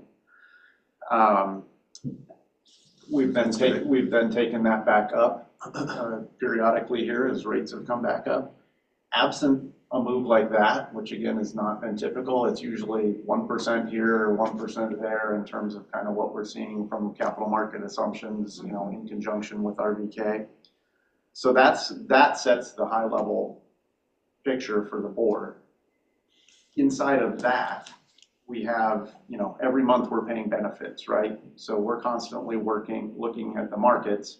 So, when I'm looking at the market and I say, well, I need, 50 million this month in order to pay benefits, where am I going to take it from? If domestic equities is the most typical example here recently, when they're flying high, I'm usually walking down to Jason's office and saying, okay, let's take a little bit more out of domestic equity and bring it back down to the midpoint of our range or maybe a little below that. So we're making those modest tactical moves generally within the context of, we need to pay benefits and I need to raise money anyways, or I've got capital calls over here, various short-term moves in there. But we are not typically looking at the market and saying, hey, international equity looks cheap right now, domestic looks Yeah. expensive, let's No, take my 10% off here. And, My question would over be there. more like, if we were to decrease international, not that, this is just a question. How would you make a decision between, hey, we're assuming that this is gonna, look at the growth of the international markets, look at what the stock, the relative values, et cetera. And on a relative basis, it makes sense that the allocation is the way it is. What would be the counterpoint to that from a standpoint that maybe things aren't gonna go back to the mean maybe that structurally things have changed, and how would you determine that? And I guess it's an open-ended question and one that would take too much time to discuss here further, but that's kind of where I think I have a question as far as like. But I'll make a quick comment about that. You're correct that structurally things can change.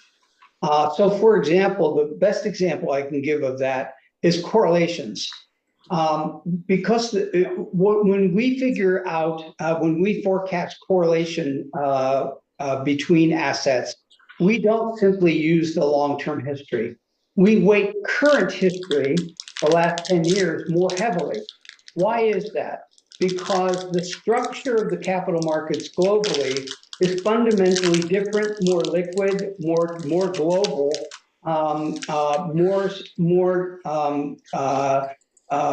currency block dominated, euro, yen, dollar, than it was 40 years ago. So the 40-year-old correlation numbers to us are helpful, but not nearly so much as the ones that have occurred in the market structure that we experience today. But one has to be careful. Things like technology we can have first mover advantage and be better at it for several decades. But knowledge leaks out. And so, for example, Taiwan actually builds semiconductors way better than the US does. And so we have to be a little bit humble about assuming that a structural change is permanent and will do nothing but expand. So I guess that's the best answer I can give you. The great answer, especially around correlations, is awesome. And I'll show you some actual numbers of experience correlation too in the risk report. That's great, thank you. Maybe just a couple more points here and then we'll get to that risk report. If you look on page 11, I just wanted to point out a couple of things. One thing to not lose sight of, and I like pointing this out when we get together, let's just not forget how much US government debt we have relative to the history of that measure. That's in the upper right-hand section, the middle column. We're at highs that, were around in World War II. So that tends to be a deflationary factor as we think going forward, but that is something that is a reality.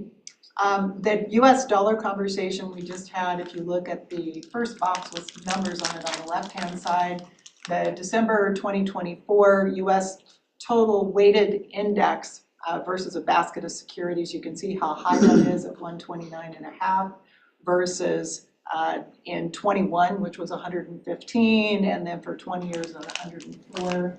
So this phenomenon that we're just noting is certainly a bit of a headwind as we look at non-US investment valuations. If you look at the next page, this is an interesting chart that I alluded to at the bottom of the page on page 12. This is the return. We keep talking about the S&P 500 had a huge return, but it was not a homogeneous return across all sectors. If you look at the S&P 500, that's in blue. If you look at the information technology S&P 500 measure, it had a return, as you can see, of almost 37%. If you took the S&P 500 without information technology, a return of 20%. So still an incredibly strong year, for equities generally in the US, but we have had this impact from information technology. And on that vein, and to touch on valuation on page 13, when you look at the bottom right-hand corner, how do different sectors of the S&P 500 perform? Information technology is actually joined by communication services, consumer discretionary, and financial stocks. If we look at that light blue information, that is for 2024, big returns in excess of 30%, which is just, again, not something we can just draw a line and regress forward.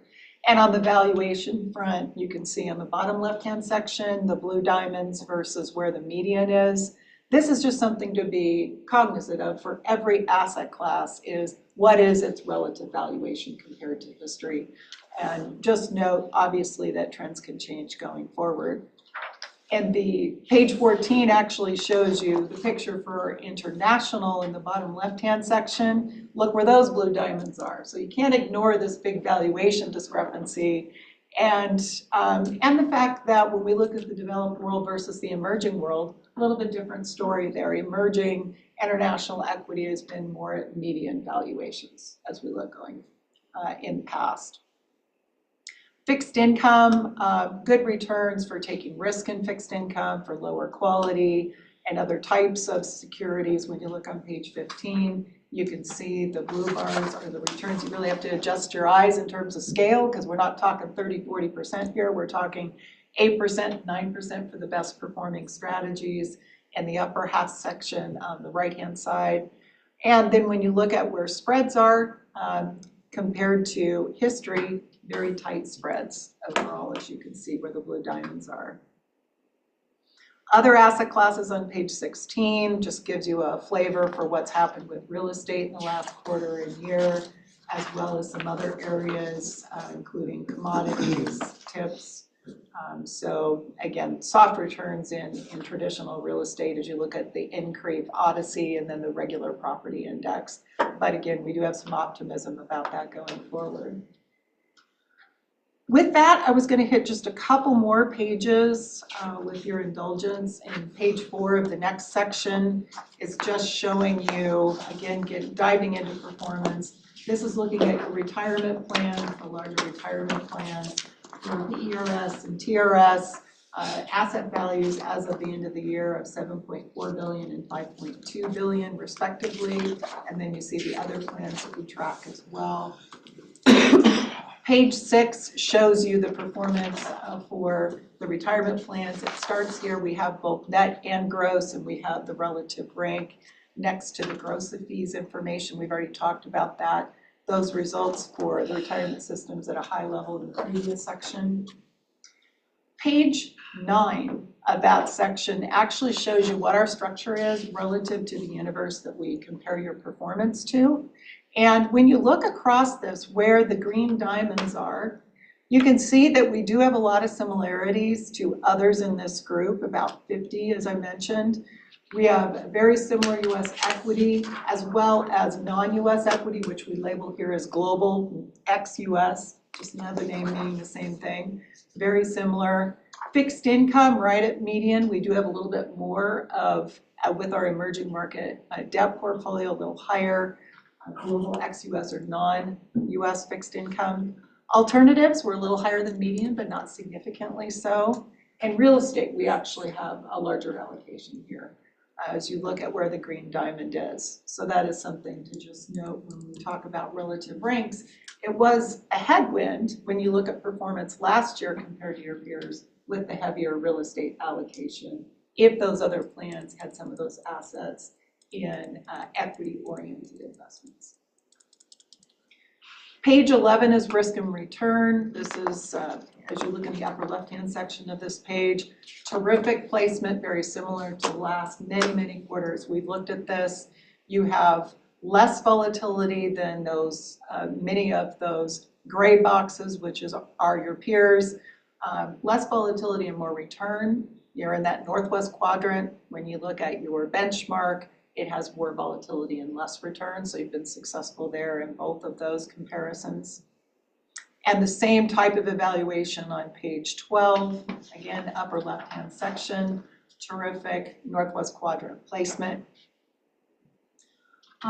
Page 13 is just giving you a dollar value for this core of your retirement asset programs, the cap at 15.2 billion, and then the STIP at 8.5 billion, and the trust fund pools at 3.4. Moving to page 15, this just shows you the structure of CAP. You have this in the internal reports from staff as well.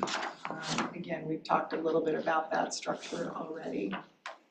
So with that, I was going to jump to the risk report and end the report so you can move on with the meeting. So I believe that starts on page 24. Any questions as we dive into that section?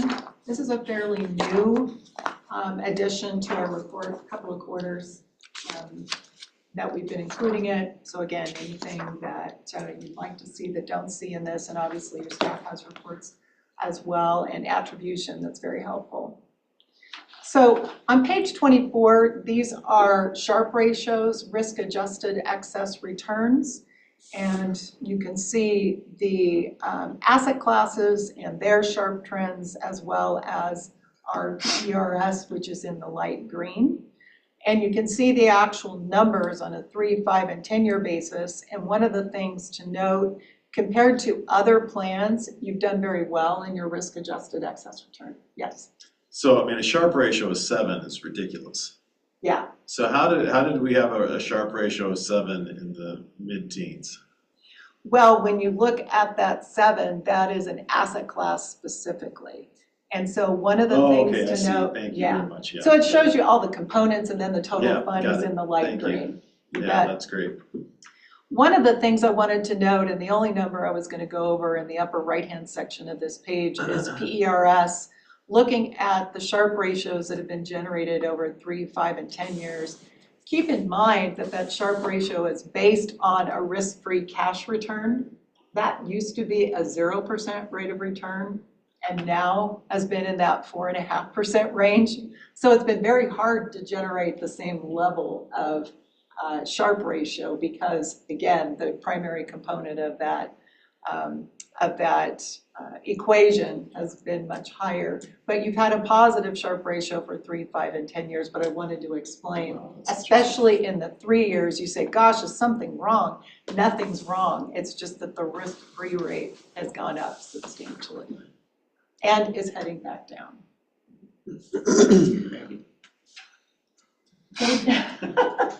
Page 25. This is looking at asset allocation by theme. You take all the asset classes that we participate in, and you could bucket them into those that are here for capital appreciation, those that are here for capital preservation, which would be your core fixed income, and inflation-oriented asset classes, which would be real estate and real assets. And there's not a lot of difference here, period to period, but we just note what those relative thematic changes have been in the upper left-hand section. We also have to pay benefits, so trends by liquidity is important as well. No significant changes, other than as we've increased our private asset portfolio, which is expressed in yellow in that bottom left-hand section. Our liquid assets have come down. This is not a trend we're concerned about. We look at this every year in the asset allocation and account for the liquidity that we need for our plan to balance being constructive versus our assumed rate of return and overall return goals versus the need to pay benefits. So, and with that, on page 26, if you were to take all your asset classes and express their return and risk numbers over the last 5 years with risk shown horizontally, return vertically, the plan is in the middle.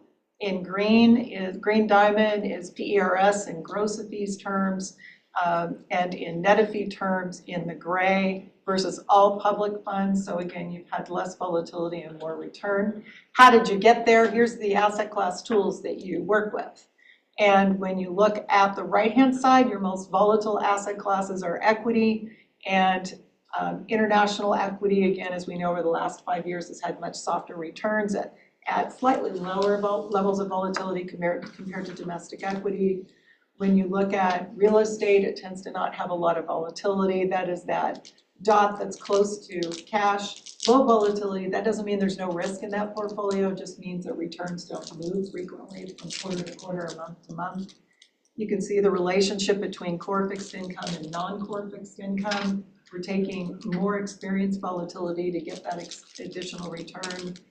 And then when you look at private investments, which is kind of towards the top of the page, keep in mind that we know that private investments in private equity fundamentally have more volatility than public equity does, but they don't get marked to market as frequently. So these are just the experience returns in risk for the tools that you have in your portfolio. Page 37, upper right-hand corner, you can see that we do look at the performance of your plan in up and down markets over the last 5 years. The pattern that you've experienced, and this is how you've done so well compared to your benchmark, and I would argue relative to your peers, is when the markets are down, as you see in the upper right-hand corner, you've had a quarterly return of a down 3.5, whereas your benchmark is down 5.6. When the markets are up, you participate, you leave a little bit on the table versus that benchmark, but that combination between them has worked very well for you. And another measure that we tend to look at is the downside risk, which is just directly down below it.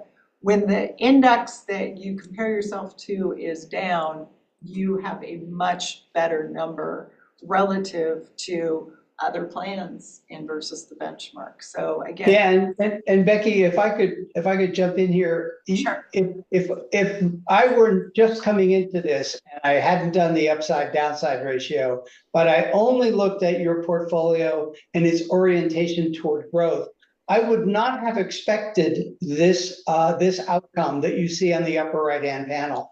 The fact of the matter is that not only is your diversification helping, but it seems to be helping even more given that you still have a growth-oriented portfolio. So that speaks very well for both portfolio construction and also for the management of the structure. And John referred to rebalancing and how he has to make decisions literally month by month as to sort of managing the cash flows in and out. This is really an exceptional outcome, and I think that tip of the hat to John and the investment crew. This is a surprisingly positive outcome, and the structure of it, the fact that downside risk has been so suppressed in a growth-oriented portfolio, I think it's pretty impressive. So I'll stop there. Do you think that's attributable to the fixed income? I mean, it's such a big percentage of fixed income. It's all the other alternative investments as well. The private investments have really helped. Fixed income is one of the tools, as Becky pointed out, but it's just one of them. The fact is that in multi-asset class portfolios, it's rarely one asset class that shapes the outcomes for the entire portfolio. So this is really good portfolio construction. And we the never bond let trader them in me, Jim. Focus on downside risk. That's right. Never lose. That's right. That's great. On page 28, I mentioned I'd show you this page, and it's the next to last page I'll show you. This is the contribution to volatility risk in your portfolio over the last 5 years. And I just point you to the green charts in the bottom right-hand section. If you look at the contribution to volatility risk that domestic equity provides, it's about 55% of the volatility. International is 26%, so overall 81% of your portfolio volatility is being driven by your equity portfolio. We need it for growth, but this is the downside, if you will, to equities. Now, this is not just capturing downside movements, but just any volatility overall. But look at the relative midpoints that you have in combination in blue just to the left. For domestic equity and international equity, they're 29 and 15% respectively. So on an actual allocation basis, you have about 44% allocated to these two equity asset classes, and yet they're driving over 80% of your volatility. That's why we need your other asset classes. And that's also why when your largest allocation, which is domestic equity, is at historically high valuations, it doesn't necessarily mean collapse, but it's kind of like you're driving down the highway at 90 miles an hour. You could get home and everything would be just fine, but you're more vulnerable to a surprising outcome at 90 miles an hour than you would be at 65. And so that's why we keep an eye on both the domestic, or I should say the equity beta in the portfolio, but also where valuations are. And like I said, we don't predict, because I don't think anybody's good at it, sudden market declines. I know that the talking heads on Wall Street do it all the time. I used to work there. I contributed to that nonsense. But the fact of the matter is that valuations matter. And when we go through the CMA process at some point, you'll see quite compelling visual or statistical evidence that valuations do matter. So I'll stop there. And then on 29, I mean, so what I have heard is that correlations, are any more, like you were saying earlier, Jim, in a down market, with technology today and things being so connected, correlations have in down markets seem to increase, right? I mean, like, or if the big moves, everything becomes correlated. So how do you avoid that in general? I mean, how do you defend against that, Becky and Jim? Well, I'll take the first shot at it. There's almost no way to defend against that, because when you see correlations coalesce like that, and we saw that during the GFC, we saw it in 2022 for two different reasons. It's typically something that throws a great deal of uncertainty, negative uncertainty, across multiple asset classes at the same time. And so in 2022, it was inflation. Inflation drove, as you mentioned earlier, both bonds down, anything that had income associated with it, but it also drove equity down, because equity is based on future expectations of returns, both dividends and capital appreciation. In the case of the GFC, it was a crisis of confidence in the capital markets itself. And that affected all asset classes with only a single exception, US Treasuries. The interesting thing about, and so I have been to 20 conferences that people have said, oh, correlations are useless because when the proverbial horse pucky hits the fan, correlations coalesce and they approach one. Well, the answer is sometimes they do when those circumstances are in place. But what's interesting is when that crisis passes, when inflation got knocked down by the Fed, when the crisis of confidence in the capital markets was resolved, all of a sudden, those correlations that have been driven together massively separated very quickly. So it is a very short-term but painful outcome, and I'm not sure that there's any way to defend against it, in part because the things that make that kind of thing happen are so unpredictable. And to try to defend against them in portfolio construction typically means some kind of penalty to long-term returns. So I'll stop there. You need to hold enough cash to cover your short-term liabilities. That's how you defend. That's the point I was exactly gonna make, Dan, is that it can happen, and it will happen, and it happens for sometimes a fairly significant period of time. So how we defend against that is having enough cash and enough treasuries, and this happened absolutely in the GFC. That was probably the most extreme example, where you needed to have enough cash for a couple of years, basically, that we can pay benefits and we don't have to sell, equity assets at the worst possible time in order to pay benefits, selling at the bottom. So if you've got that covered, which that's what we try to focus on, you're gonna be fine. It's painful in the short term. There's a lot of conversations going on around this table at that point in time, but you ride it out. That's basically it. That's great. We're in total agreement with John on that point. And sometimes clients, or sometimes even funds that aren't our clients, will ask us, will hire us on a project basis to do a specialized risk analysis of these kinds of situations. And what's interesting is everybody focuses on, well, how far down can equity go, and how far down, if inflation goes up, can long-term, long duration bonds go. What's more important, as John's comment points out, is is not so much the decline, but the duration of the decline. And that's what rarely gets the kind of conversation. You're bringing the geek out in me here, and I'm getting excited, so I better stop. Great, thank you. Well, that literally was the last page unless there are any discussion items or questions about correlations. It is something to watch to make sure that we do truly have diversity in asset classes, and this chart shows us that we do. We don't have a bunch of relationships that are 0.9 or 0.8 relative to domestic equity, for example, which is our biggest exposure and biggest contributor to risk. We do have a number of asset class tools that help us with that. So, with that, I really appreciate the questions. I know we've taken more time today than you probably wanted, but I hope it was a good and helpful conversation. Yeah, thank you very much, Becky and Jim. So we're still ahead of schedule, so we were thinking of doing a break. If that works for everybody. 5 minutes? That works? Okay.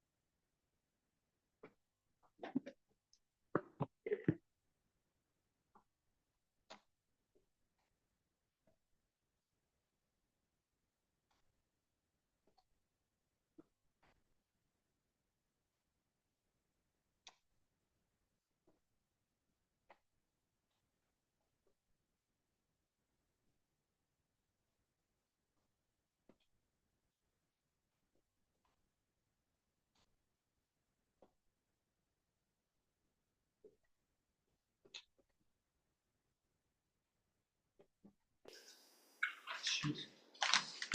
All right, moving on to tab 8, investment update. All right, thank you, Mr. Chairman. So I am starting on slide 4 here, the economic environment. So I think you covered a lot of this, just a couple of points maybe. Fourth quarter overall economic numbers were generally pretty strong. Going into the end of the fourth quarter, GDP, job growth, retail sales, everything holding up really, really well. So pretty much a strong economy overall. Inflation is, like you noted, a little above where the Fed would like the target to be, of course, still, but has been coming down, at least to that point. And housing has remained weak for a while, just because of higher rates and somewhat of a lack of supply there. Moving more into this quarter, in January and February, we have seen some weakness in retail sales.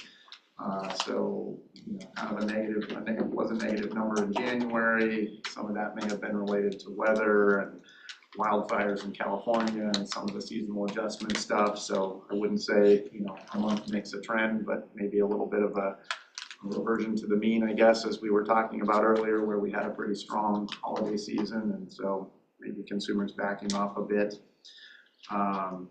Similarly, in inflation, we saw inflation tick up a little bit in January, so a bit higher than the consensus was that the trend was going to continue down, and it moved up just a little bit. Again, might be related to some seasonal factors, but I think maybe the more concerning thing there that we've seen in January and February was the consumer expectations of inflation have ticked up the last couple of months. I'm sure some of that is related to all the tariff talk that we've seen in the news flow and all the talk about the price of eggs and all of these things. So that certainly probably has an impact on consumer expectations, but nonetheless can be a bit of a concern because that can somewhat be a self-reinforcing narrative. If inflation expectations become anchored much higher, that can be a bad thing. So I'm sure that the Fed is going to be guarding against that, and hence sort of going on pause here from their rate cutting. I'd say the markets have been a little nervous recently. Lots of uncertainty around both the domestic and the geopolitical agenda that's out there. I think, as talked with a few of you before, it's really about trying to look through the headlines a little bit and the noise and figure out, maybe what's going to actually happen versus what may or may not be getting talked about in the news flow. Kind of steady as she goes for us in the big picture, but certainly keeping a close eye on things. Slide 5, we're well into earnings season here. For the fourth quarter earnings season, and corporate profits have continued to hold up very well. We've generally seen strong earnings growth relative to expectations. For those companies that have give a forward-looking forecast, it's generally been relatively positive. So would at least think that we continue to see sort of on-trend growth here going forward. At least that's the current expectation. Slide 6, unemployment rate remains low. Wage growth has been falling a little bit as inflation recedes, and as I've probably talked about many times before, if people have a job and decent wages, they'll likely continue to spend, and that is ultimately what supports the economy over the long term. Tariffs are certainly a risk to those inflation expectations, and we'll see again what gets implemented versus the rhetoric that we've seen in the news flow. Slide 7, short-term interest rates. Just noting here that over the last 4 or 5 months, we have seen kind of a pretty significant shift in the expectation that the short-term interest rates are going to be higher for longer. That's true both from a market perspective, kind of that chart in the upper left-hand corner there, the Fed Fund futures rates, and also the lower chart there, which is projections from the Federal Reserve board members that they put out periodically. So that's back to the last one we got from them was back in December. Obviously, that's driven by an expectation that inflation is going to stay a little bit higher for longer, and they're going to need to keep rates higher. Still presumes that inflation will trend down, but just maybe over a longer period of time and subject to government policy and more recent events here as we go forward. So any questions or anything on the economic environment before I go on here? All right, seeing none. Slide 8, assets under management by asset class. Same slide that you see every quarter here. No real big changes to call out. As always, our core fixed income team managing our STIP assets and our core fixed income, which would be kind of the left-hand side of that pie chart, which is nearly half of our total assets under management. Slide 9, by participant type here. Again, no big changes. Pension fund makes up about half or a little more than half of our total assets, with the rest made up by all of our various state agencies and separate accounts. Slide 10, assets under management by pool. You can see the continued growth in assets under management, primarily in pension assets and the STIP assets, as we talked about earlier, CARES Act and the Infrastructure Act, kind of ballooning those assets over the last many years here. And then within our separately managed accounts and the trust funds investment pool, participants tend to spend the earnings, so overall those portfolios stay relatively stable. Do you see anything like with the STIP growth, like the CARES Act, the stimulus funds? I mean, do you see anything that would reverse that?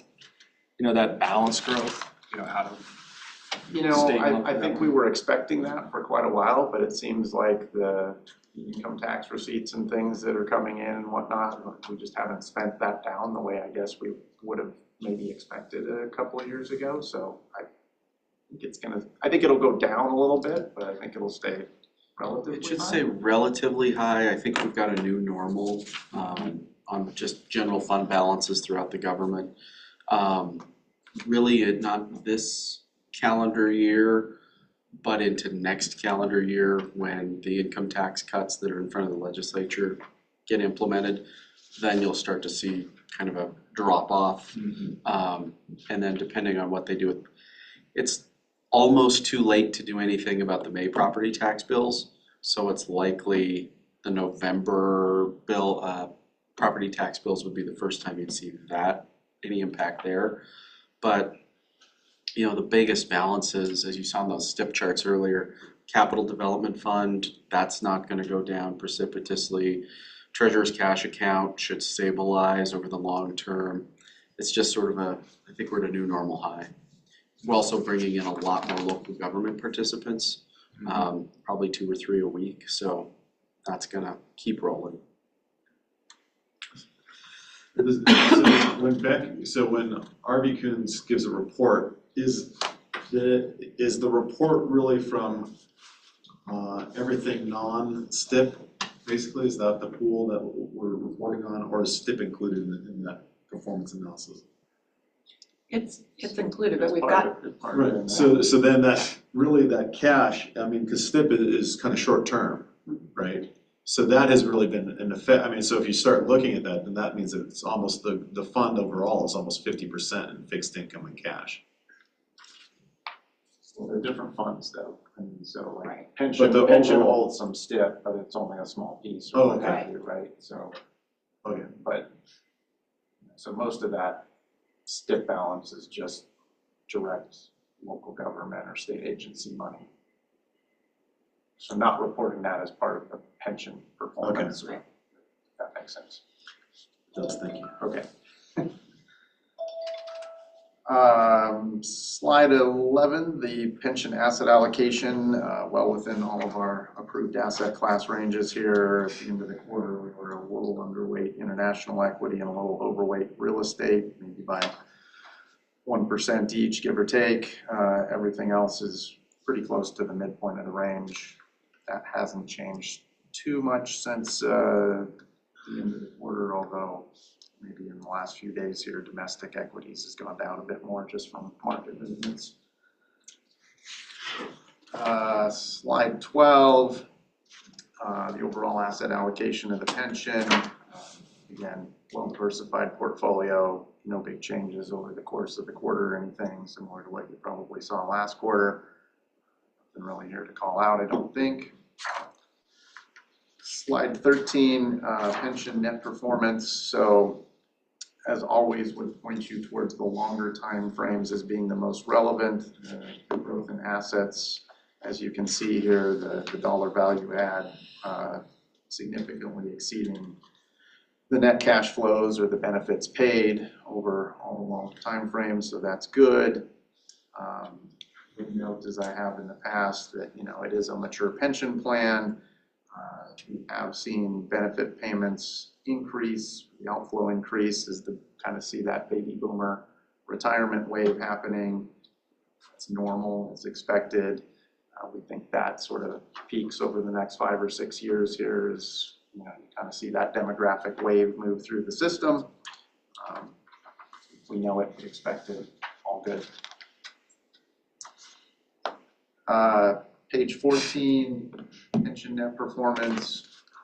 Again, would always point you towards the longer term numbers here. In those time frames, well in excess of our actuarial determined hurdle rate of 7.3%. 1 year was pretty good return, maybe a little rebound from the 2022 downturn, as Becky kind of mentioned earlier. Happy with where we're at here. Happy to take any questions on pension before I move on. Okay, seeing none, slide 15, our assets under management excluding the pension. Again, nothing really to call out here in particular, another 20 million or so that will go into the Department of Justice bucket, I guess, here next go around from the Libby Asbestos Fund, so thanks for approving that. Other than that, pretty much the normal breakdown that you typically see here. Slide 16, short-term investment pool, well diversified across the various STIP sectors here. I was off by 1, so the WAM at the end of the quarter was 63 days, and I guess it's 61 currently as of today, according to Willie. Not much to add here. John and Polly did a good job of talking about the basics of STIP, so I won't spend more time with that. Are you guys, I know there's a plan to build the STIP reserve up. Have you guys met that new target? We may reach it the next several months. Plan is to leave it on through the end of the fiscal year. We did step it down in January when just to kind of match the rate cuts from the prior few months. But the plan right now is to leave it on through June 30th and then not accrue it in July 1st with the new fiscal year. Okay. STIP performance, not a whole lot to call out here. You can see the growth in the net cash flow over the 5 and 10 year time frames there, so pretty significant flows. Absent that, good performance over pretty much all the various time frames here. The current yield on STIP as of yesterday, I think it was 4.38%. So coming down a little bit, but still a lot better than 0. Questions on STIP? All right, moving to the trust funds portfolio. So for the asset allocation here, you will recall that when you approved the asset allocation for trust funds in October, we moved the range for non-core fixed income down to 0 to 6% from the prior 0 to 10%. And we added an allocation of 0 to 4% for private credit. So at the end of the quarter, we were a little above our approved range for non-core fixed income. We have since continued to sell that down, and we are now within the approved range. And we have also committed to our first private credit fund in trust funds last quarter, and they will likely pull capital down pretty soon. So you'll probably see a new box here if not next quarter, the quarter after that. Other than that, questions on trust funds there? That. Okay, slide 19, trust funds performance. As usual, I guess I point you to the very bottom there where the table that says yield. So the 1 year at 4.09%, you can see it's been moving up a little bit. We've talked about in the past, kind of the lower yielding bonds roll off in the portfolio and we're able to invest at higher rates. We would expect, again, to still see some continued growth in that yield over time. For comparison, I think the ag right now, yield to worst is right around 5%. So we still think there's some growth to be had in that overall yield for trust fund. And at the end of the day, again, as we talked about before, that's what the participants care about because that's the money that we are actually distributing to them. So they care about what the yield is. They don't actually care too much about, you know, if the price goes up and down or the net asset value goes up and down. That isn't that meaningful. It's how much cash flow am I getting from trust funds this quarter, this year, in order to support my programs. So good news to see the yield going up there, and I think it will continue for a little bit yet. Questions on trust funds? All right. Moving to state fund on slide 20. Again, within all of our approved asset class ranges here, we also added private credit in this portfolio as well back in October, and similar to trust fund, made a commitment here, but they haven't pulled money yet. Expect that soon. You know, other than that, would just kind of, you know, maybe more for John's purposes than others, but you know, we've diversified their asset exposure quite a bit over the last 5 years or so. We've gone longer duration in their portfolio. We added non-core fixed income, real assets, private credit. So we've worked to kind of get them some more plus asset class type exposure other than just core fixed income. Within slide 21, state fund performance, good performance versus the benchmark over all the various timeframes here. You kind of see that the portfolio remains pretty level typically because most of the time they're generally spending their income on their dividends that they tend to give out each year. So, questions on state fund?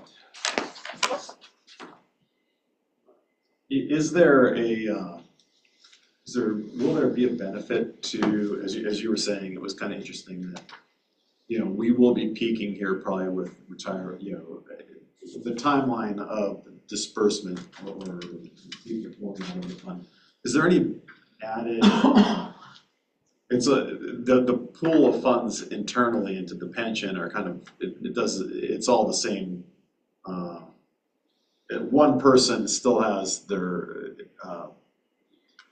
benefit is their benefit, and so if they're accruing it or drawing it down, is there anything where we'll get a benefit from that, like as fewer people are receiving maybe an initial payout relative to the overall, or is that just not? Well, it's really just about the cash flows. I'm not sure it's a benefit per se. It's just about, you know, when do we need cash. So our cash flows out right now are, let's call it, typically 3.5–4% of the assets are paid out in a benefit per year, which is pretty manageable.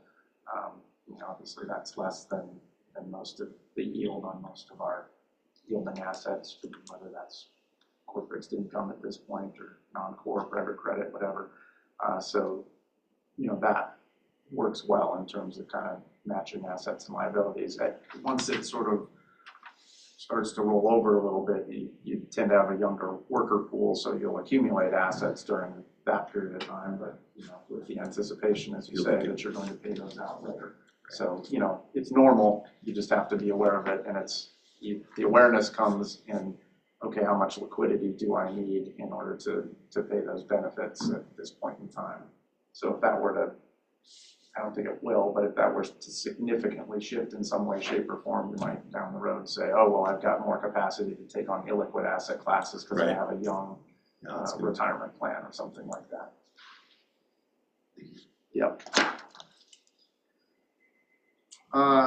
Slide 22, just I guess a couple updates here. Becky already touched on it. You know, Federal Reserve cut rates 100 basis points in September, and they paused in January. We've been maintaining a very diversified portfolio that we kind of do, but there's rich valuation sort of across most areas, so I'm not sure you can escape it in any significant way, shape, or form. We do think that deal flow within private markets, whether that's private equity, real estate, real assets, et cetera, that we might get some acceleration there in deal making, and I'm sure the directors will touch on that a little bit as well. You know, that basically stems from less regulation with the current administration, and rates have at least stopped going up and come down a little bit. I hesitate to say whether they've stabilized or not, because I say something like that and they'll do something else crazy, and who knows. So, but you know, I think the environment feels right for more deals to start occurring, which should be good news for us overall. We've been doing a lot assisting the executive director with analysis of a variety of proposed legislation. Willie has been very busy building spreadsheets and models for any number of things, and then Dan comes in every other day or every other hour. Every other hour, that's probably more accurate, and tells him, no, you need to change these assumptions, and so he's getting a lot of good practice at all of that. He's the king of that at the moment. We've been enhancing our security, as we've talked about before, relative to our IT systems and things, getting more things in the cloud. That continues apace here, and we can talk in detail offline about that if you care to. We also have improved our documentation of our investment policies and procedures. That is, I guess I will say, done for that phase of it, but it's sort of a perpetual process. So that's been good updates there. Analysts have been taking on a variety of kind of different things across asset classes. So Matt doing a little bit of private investment stuff, Rob's doing a little bit of fixed income stuff, Sam's doing some real estate stuff. We'll continue to do that where it makes sense and where people have interest in things. You met Ethan Kittle earlier. Sorry, Becky. I did have to laugh, a total side note. We put the board book out, as we always do, and I immediately got a thing from one of the media rags that had this little blurb in there that, like, Ethan Kittle gets hired by the Board of Investments, he's coming from RBK and blah, blah, blah. So I sent it to him and said, you know, here, show your mother. You're a big deal, you're famous now. So that was all good. And we've been, well, I guess we're pretty much through the interview process with the investment and accounting interns, and I think we'll have 3 to 5 interns this summer, somewhere in there. But we had some good candidates, so yeah, keep you posted on that when we actually make offers and things. Questions for me before I turn it over to Aaron?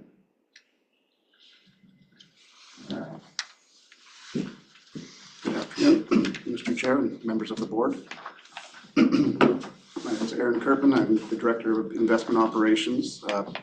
Maybe just a quick background. I've been with the board for about 11 years now, 4 years in my role as Director of Investment Operations. In operations, we meet with the custodian and their various teams relating to performance, private assets. There's a lot of different teams over there, and kind of work managing that and the different initiatives we kind of have going across the board. We do compliance. We put the information in the board book together and try to make sure that everything that you're looking at is accurate. So with that, I'll jump into macro attribution, which is basically a way to quantify or attempt to quantify the various pieces of the investment decision processes. I'll refer to the key takeaways of our 3-year attribution. Feel free to reference the graphs on the following pages. So starting at the top level, strategic asset allocation, which is reviewed and set by yourselves, the board, annually. And it basically says that if we were invested in our asset class benchmarks at the midpoint weights, we would have earned approximately 3.31% annualized over this 3-year time period. So moving on to tactical asset allocation, which shows the additional return earned from our actual asset class weights. So in aggregate, the overweighting, underweighting of our asset classes relative to their benchmarks decreased the pension's return by about 20 basis points, with the underweight to domestic equity providing most of that underperformance. Not real surprising with how well domestic equity's been doing. And we've had just a slight underweight to that over this time period. As a reminder, we try to keep this tactical contribution pretty low. And I guess a takeaway for the board there could be that we're not really making any major bets within our asset allocation ranges. And we're trying to stay relatively close to the midpoint, which itself is not perfectly possible or really efficient to do. Over the last year, we've sold about $528 million in equity asset classes, mostly domestic equity, and bought about $24 million of fixed income and cash asset classes, with the net there being the pension's net cash need of about $504 million. Moving on to style selection. Within domestic equity, we have a slight bias to small caps, and within international equity, a slight bias to growth, both of which have led to slight underperformance over this time period of about 9 and 8 basis points respectively. Moving on to real assets, so the strong outperformance of commodity producers and infrastructure relative to the TIPS benchmark resulted in a style outperformance of about 18 basis points. In real estate, our exposure to commercial mortgage-backed and REIT indexes were slight contributors to our underperformance there of about 12 basis points. In non-core, our exposure to non-core fixed income, our exposure to preferreds and EMD indices led to slight underperformance as well of about 7 basis points. Moving on to manager selection, you'll notice there's no domestic equity manager selection effects here. Of course, we went to all passive a few years ago. In international equity, there was negligible effects on a net basis, but there was some managers who did well and some who did a little bit poor. Our internal core fixed income portfolio added about 5 basis points to manager selection outperformance. Private investments underperformed by a very small amount, about 11 basis points. Of course, this is very time period specific, so sometimes that can be a very high number and sometimes much lower just based on the time period, which is kind of it's related to the private asset classes being benchmarked against public indices, which is just not a perfect proxy. Real assets added 22 basis points to manager selection outperformance, which really was just mostly contributed by the private infrastructure portfolio. Within private real estate, the real estate asset class, private real estate and our commercial mortgage-backed security manager both added positive effects, totaling about 38 bips. If there are no questions, I will hand it off to Jason. Thank you. Good afternoon, Mr. Chairman, members of the board. I'm Jason Brent. I've been at the board for 19 years. I've served in a few different roles, but over the last 3 years, I've been the Director of Public Markets, which includes domestic equities, international equities, and non-core fixed income. And I'll be starting with domestic equities on page 27. So after taking a bit of a break in the third quarter, large cap growth resumed its dominance in the U.S. equity market. Really, if you go back to 2017, which is really when growth started to assert itself, it's not just that large cap growth has outperformed, it's the magnitude at which it has. Over those 8 years, large cap growth has outperformed large cap value by over 10% a year. And two, when we look at large caps versus small caps, the large caps have outperformed small caps by a wide margin over that time period as well. Page 28, you see in the upper left-hand corner, our sector exposures are all very close to those of the benchmark. That reflects that we are 100% passive in domestic equities. We have been for a little over 3 years. Sorry, did you say page 28? Page 28. He's on 27. The one ahead somehow or another. One says 28. You're wrong. It's 27. It's 27 in our book. So we took something out. 27. Right. Upper left-hand corner shows the sector exposures again. In the bottom right-hand corner, we have a modest overweight to small caps. That has been consistently around 5% overweight for the last couple of years. Next page. I'll just do next page. I can't subtract by one. Or add by one. So PE multiples were about flat in the fourth quarter, but have been on an upward trend since the fall of 2022. I've spoken in the past about the growing concentration in the U.S. equity market. That continued in 2024 with the top 10 largest stocks in the S&P 500 now comprising 39% of the index. That is up 10% over the last 2 years. And I mentioned too in the past, what's also striking is the top 3, the largest stocks in the S&P 500 now over 20% of the index. Any questions about domestic equities? Yeah, so the switch to passive, obviously, was a good move when it was done, and it has outperformed in the REITs, for a while. But I mean, do you see anything that would change that dynamic and cause ourselves or others to kind of move towards more active management in domestic equities? Short answer is no. I think this was a long-term decision. It was not decided to go passive for 3 or 5 years. I can't imagine a scenario where we would revisit that and say, hey, we did this all wrong, we need to go active. Maybe John has a different view, but.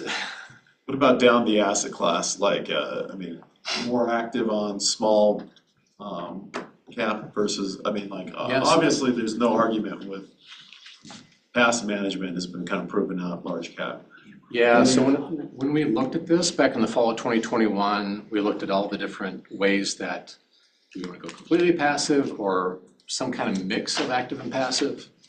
We looked at small caps. Do we want to be active in small caps? And my colleague Steve did a lot of work. Granted, it may be a little less efficient than large caps, but over long periods of time, if you look back to the 80s, the outperformance by your average manager was huge in small caps, and that has diminished over time.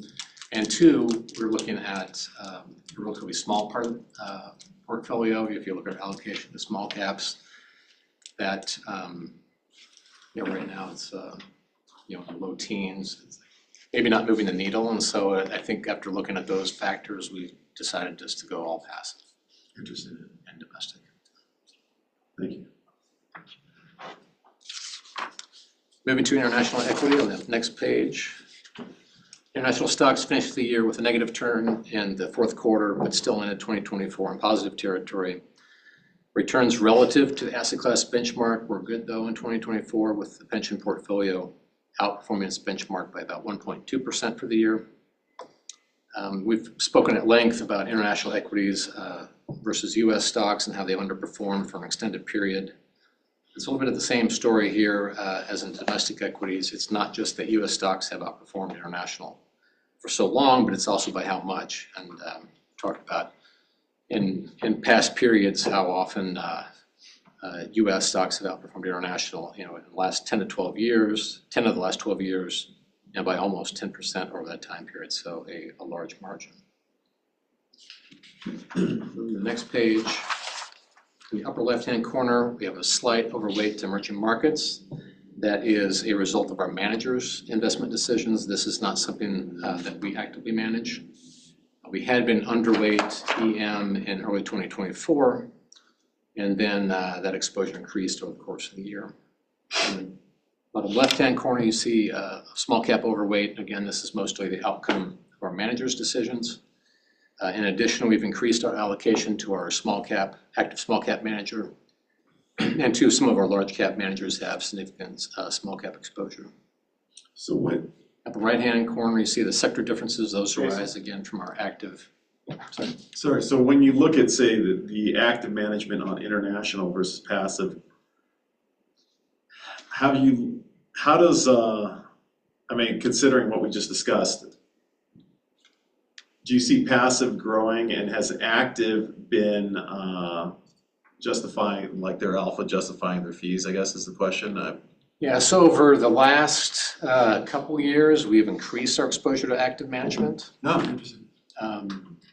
I think largely that has worked. I think the long-term performance, more recently, the active management international has done very well.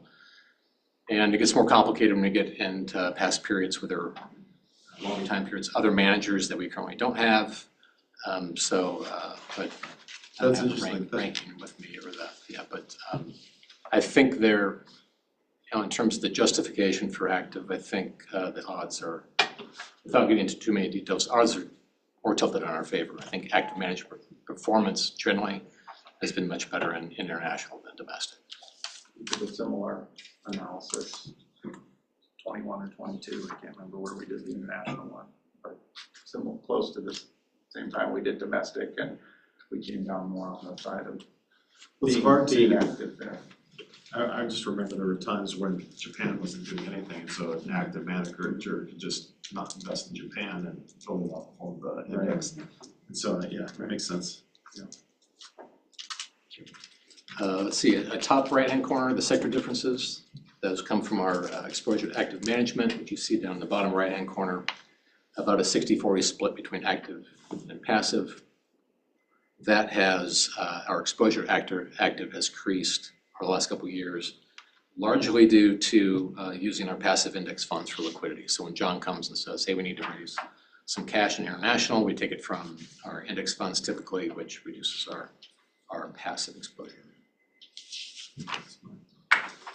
The next page, although international equities PEs dropped in the fourth quarter, they have generally risen over the past couple of years, but they've risen by about half of what US PEs have risen. So that valuation discount of international stocks versus US stocks has continued to grow over the time period, which I think you discussed, the dynamic of the valuation discount that's now 38% at the end of last year. Any questions about international equities? The next page, non-core fixed income. It was a solid year for non-core fixed income, with the high yield index outperforming investment grade core fixed income by about 7%. Preferreds had double-digit returns in 2024. Emerging market debt lagged the other strategies in the asset class. And really the theme in high yield for 2024 was risk on, so lower quality credits outperformed higher quality ones. And two, with continuing solid economic results, default rates were relatively low versus historical averages. Next page, see our exposures. Given that we have other strategies besides high yield bonds in the asset class, our exposures by sector and credit rating are very different from those in the asset class benchmark. The asset class benchmark, again, is the high yield index. And the bottom right-hand corner shows our exposure by strategy. We did increase our exposure to preferreds, convertibles late in the year. We moved a little bit of money out of high yield into our convertible account in December. Moving to page 34, next page. While it seemed like a volatile year, high yield spreads actually traded in a relatively narrow range in the year compared to recent years. After the market blips in August and September, where we saw some high yield spread widening, spreads generally tightened over the last part of the year. And one comment I make on the graph above is that the quality of the high yield market today is better than it has been over its history. So there's more weight in higher rated double Bs and less in lower rated triple Cs. So that clouds a little bit the picture when comparing today's spread levels to historical levels. But even then, I think it's safe to say that spreads high yield spreads would be considered on the tight end relative to history. But even with the current spread levels, absolute yield levels remain relatively attractive, with the index yield at about 7.5%. Any questions about non-core fixed income? Thank you. Thanks, Jason.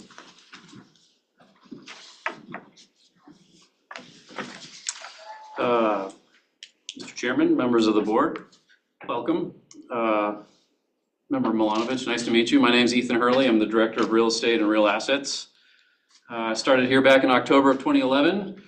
Originally brought on to help oversee all the private market investment activities here, and now I'm just overseeing real estate and real assets. And with that, we'll dive into real estate on page 35, where we see our assets under management by plan in the upper left, dollar value add through time on the upper right, some performance, and some bullet points. Broadly speaking, I'd say market sentiment is becoming more and more positive. Transaction volumes are picking up, certainly relative to the recent history. The bid-ask spread, or the pricing dislocation between buyers and sellers, is beginning to narrow. Interest rates are stabilizing, although there's been a nice rally over the last few days in the 10-year, so that might actually add more confidence to the transaction markets. Supply is down. Development starts are down across virtually all property types, maybe sans data centers. So that will act as a tailwind moving forward.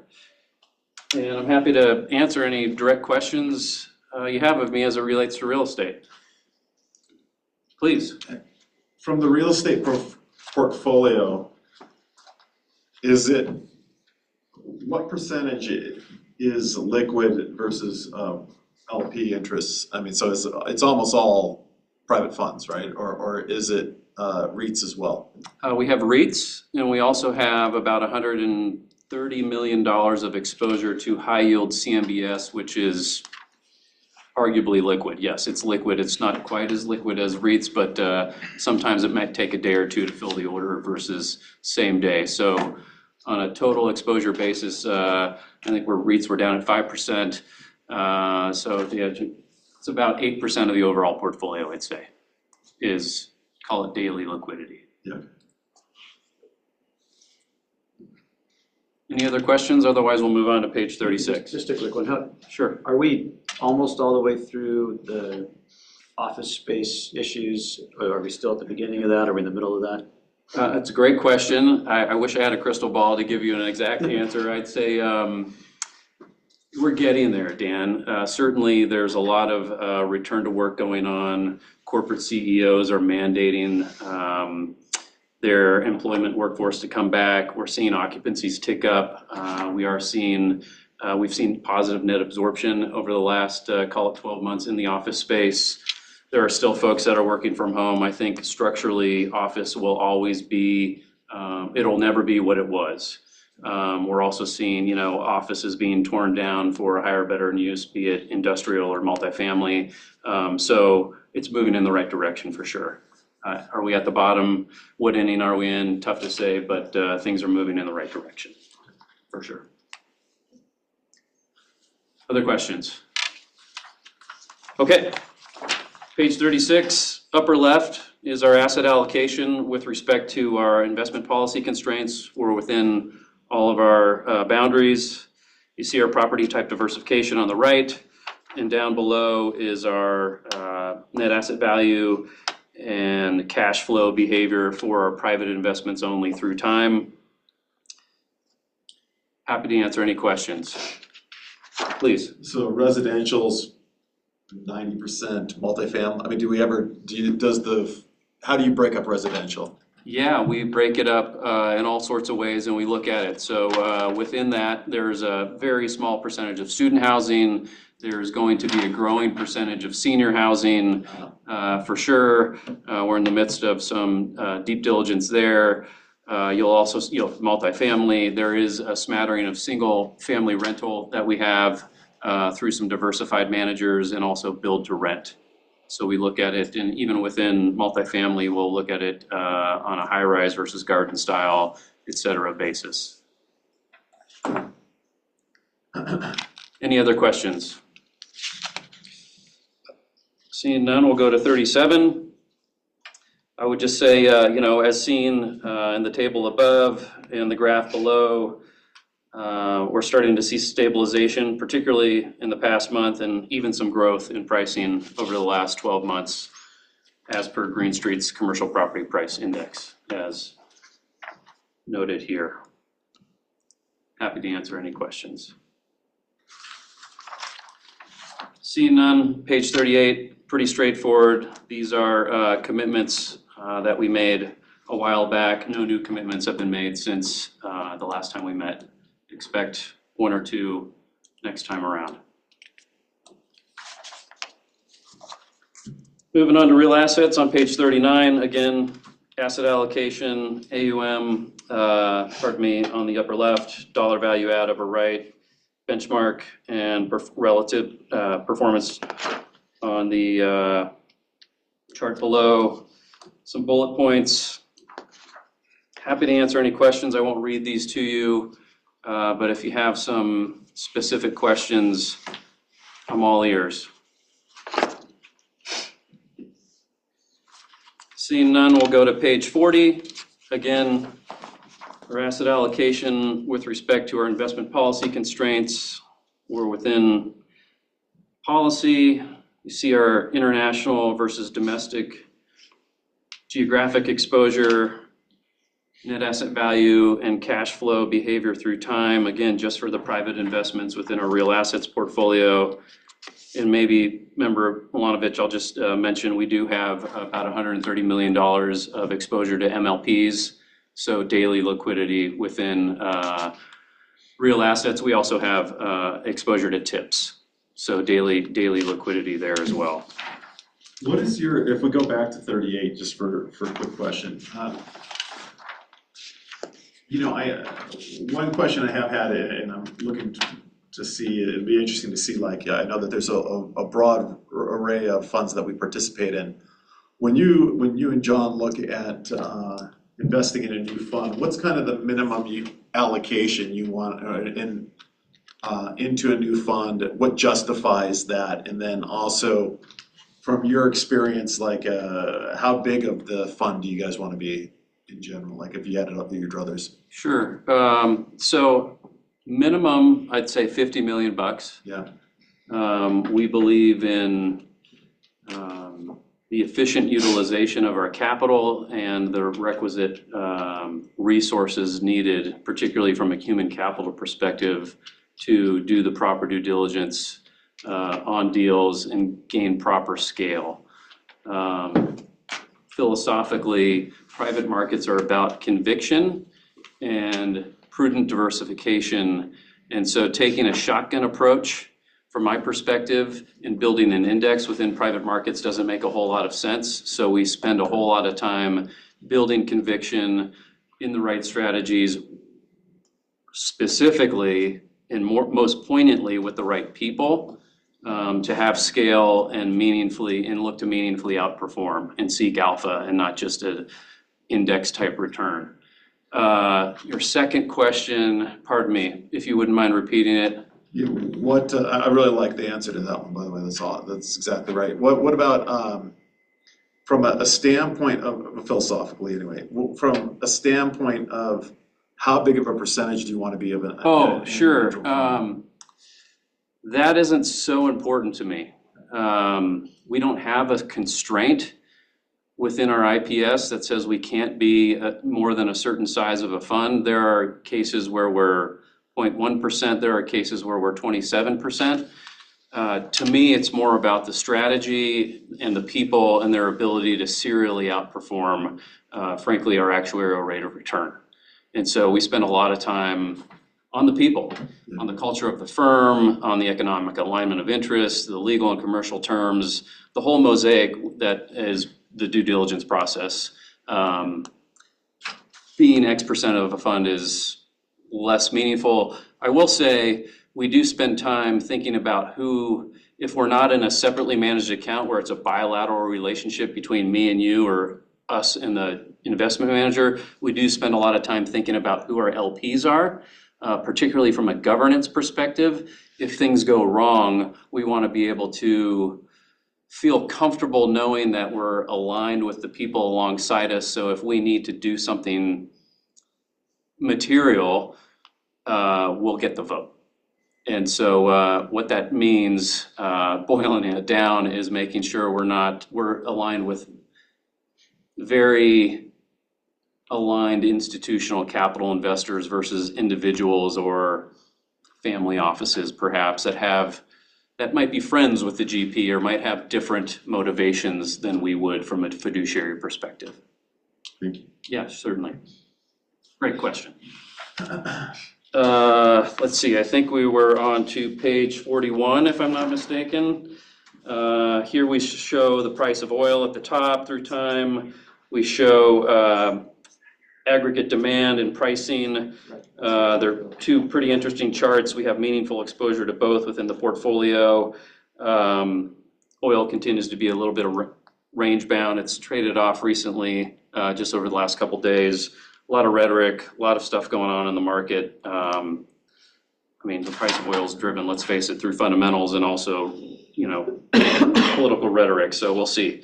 And then, this chart at the bottom speaks to why, frankly, it's a good segue into page 42, why we added to our aggregate strategy. With that, my presentation concludes, unless there are subsequent questions, which I will address. Seeing none, thanks for your time. Good afternoon. New chairman of the board, members of the board, new member Milanovic, welcome. My name is Thomas Winkler. I'm the director of private investments. Came to the board, it'll be 7 years in March, I believe. Feels like a long time. And the gentleman who just left actually hired me and trained me, so any kind of fundamental philosophical questions, you'll hear the same answers from me, just right up front, because we're very much aligned in anything that Ethan just said. I'll start out with just a handful of slides on page 43, the private investments portfolio. Again, similar slide setup, top left, the overall AUM or NAV of the portfolio, about 2.6 billion. Right in the middle of our prescribed range per IPS, we're about at 17%, 17.8, I believe, as of year end. Performance table at the bottom, similar comments to been made already by John and others, always try to highlight the long-term performance. And if you recall some of Aaron's comments, you're probably well aware the short-term performance, specifically in private asset classes, is very much driven by lagging returns, lagging valuations, and not very meaningful. Long-term performance is strong, and we like it that way. If there are any questions on this slide, happy to answer them. Otherwise, I'll move on to page 44. Again, top left-hand side, just the breakdown in our three primary sub-asset classes within the private investments portfolio. As you can see here, the bulk, about 65%, is your classic levered buyout. Has been in the portfolio for almost 40 years, I want to say. Montana Private Equity dates back to the mid-80s. We do have about a quarter allocation to private equity, private credit, and we break that down primarily in senior secured, first lien direct lending type strategies and some opportunistic credit, and a small allocation, 10% to venture capital. It's just a very difficult for us to access asset class as one of the smaller portions, and the risk return profile isn't quite aligned with our pension. Similar breakdown on the top right hand side. I'm not going to repeat the numbers here. Just know that they don't change quarter to quarter very significantly, and as the other board members can probably attest to, it looks very similar from one quarter to the next. The bottom right hand donut chart, I guess it's called, just a rough breakdown by geography. It is a predominantly US-based portfolio and will remain as such. We do have an opportunistic allocation to international managers. However, it is somewhere around 15, 16%. Maybe it'll go up to 20, but that's probably the end of it, unless John has a different viewpoint and mention it. We feel very comfortable at where we are at this point. And as you probably know, the US private equity market is the largest in the world, so we see plenty of opportunities there. If there are any questions on 44, if not, I'll move on to 45, just a general valuation market environment piece. Again, very difficult to actually get some meaningful numbers here on the page because it is such a lagging asset class and everything is valued six months, 2 quarters post actually events unfolding. But overall, the calendar year 2024 buyout market activity actually improved. That came off of an overall sentiment gradually improving based on better economic outlooks, some rate cuts, which led to more activity in the lending markets, which you also see on the top right-hand side chart here, that debt multiples have crept up a little bit. They're far off their historic highs, but we've seen some more lending activity. And overall sentiment in the private equity market seemed to have recovered and coming off of this, what we call the log jam in 2023, where price expectations on the selling versus the buying side just didn't line up and deals simply did not get done in 2023. So 24, definitely recovery, and most of our GPs looking forward pretty positive. We did see a pickup in distributions in our portfolio as well, so that's recovering as far as we can tell. Any particular questions on those chart slides? If not, I will move on to last page 46. Similar to Ethan's program, no new commitments here, just an overview of the funds that we have committed fiscal year to date. And maybe just for the benefit of the new member, our pacing study that we work with RVK every year, we're looking at a 5-year average deployment per year of about $400 to $500 million across 6 to 8 new commitments, roughly speaking. You see on the page here, we're about $390 million deployed, and we have 100 million, 2 more opportunities in the pipeline that should close here before the end of June. So hopefully we'll get there right around in the middle of our pacing target. How do you, oh, go ahead, please, yeah. So I have, I'm just curious from a standpoint of, I had read somewhere where new managers tend to outperform over time. You know, like sometimes these funds have the best years early, they grow in size, it gets harder to allocate all the assets. How do you balance that? Because it obviously takes a fund of size to break through kind of our or your selection process. So one note, and you see the fund numbers on the page here, right? Yeah. So for example, 10X just picked the first one. We've been invested with 10X since Fund 1. So that is a serial commitment, similar to Ethan's comments, right? We'll like to try to align with long-term investment philosophies and find the right people and the right team, the right strategy. If there are no major changes, we will serially commit and re-up. That's a case what we've done here. Traditionally, you're spot on. We see more and more evidence that the earlier funds tend to outperform, or just for alignment reasons, where folks are in a situation where they have to make the fund work, right? They can't just live off of a management fee stream and a prior track record. They have to make it work. They put their personal wealth into it. So my colleague Ian Holwood, who's working with me on this portfolio, we actually spend a lot of time on evaluating emerging managers, trying to spend a lot of time on figuring out how are we able to due diligence these earlier stages of the fund cycle, of the fund life and of a GP life, because there's not as much track record to evaluate. But we've started, and you didn't see this on this page, but last year we've made several commitments to funds 2 and 3, for example, so relatively early on. And yeah, fingers crossed, we certainly hope that they'll outperform. Thank you, that's great. And I would say, you don't see here, and part of this is virtue of our size. So we kind of like to say we're big enough to matter to people, but we're not so big that we're looking to, like some of our peers at, CalPERS or Yorkcom. I mean, they need to write a check size of 500 million. I've heard as much as $1 billion. So they're going to go to, the big names that you see in the paper, the KKRs and the Apollos. You may have seen those names in the distant past in our portfolio, but they're not here anymore. And Thomas and Ian have actively not re-upped with some of our managers that you saw previous years because they've kind of exploded into, you know, these big multi-billion-dollar funds. They started out as a $300 million fund and we liked them and they did a great job. Now they're raising, you know, 1.9 and it's, you know, $2-3 billion and we're like, you know, we're out. That's great. So that happens. And then maybe another note, I mean, Rubicon on the page here, right, that's also a fund for, I believe, that's a $250 million US fund.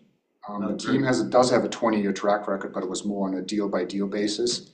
So the actual fund number, this is probably really the second institutional fund setup versus the number that is here reflected on the page. All right, awesome. Thank you. Is DeerPath the aggregate one we heard about earlier? Correct, yes. DeerPath also, just for the benefit of the new members, so that's a long-standing relationship. We've been invested re-up with 3 funds, I believe, with them, and this simply was a conversion to an evergreen strategy that we were able to also allocate in the trust and estate fund, if I'm not mistaken. And That I'll hand over to John Romasco. Thank you. Thank you, Mr. Chairman. My name's John Romasco, Director of Fixed Income. I was just here when they built the building and nobody asked me to leave, so. But as far as payroll's concerned, I'll be here 24 years in June, and John and I were the original fixed income analysts here, so. On the team with me now, though, are Kirsten Haswell, who's been here about 8 years. Sam Holman had her 2-year anniversary recently. Willie will be here 2 years come May, and Ethan about 2 weeks. So a little bit of dispersion there in experience, but we manage the internal portfolios. Additionally, we oversee the separate account relationships, some 70 or better accounts there. Those are all the accounts that are not the pension funds. So happy to be here. With that, if I could direct the board to slide 47. Towards the bottom there, you can observe the modest fixed income returns for the year. So a little bit of a different story from last quarter where we saw double-digit returns, and it is due to the reverse of the movement in the treasury yields. So the yield on the portfolio averaged about, on the index averaged about 4 3/4 through the year, but interest rates went up on average, 50, 60 basis points.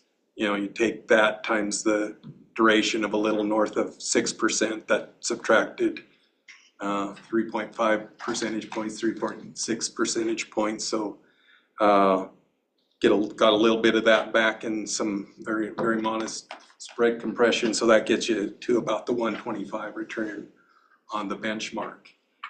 Pension funds returned right on top of that.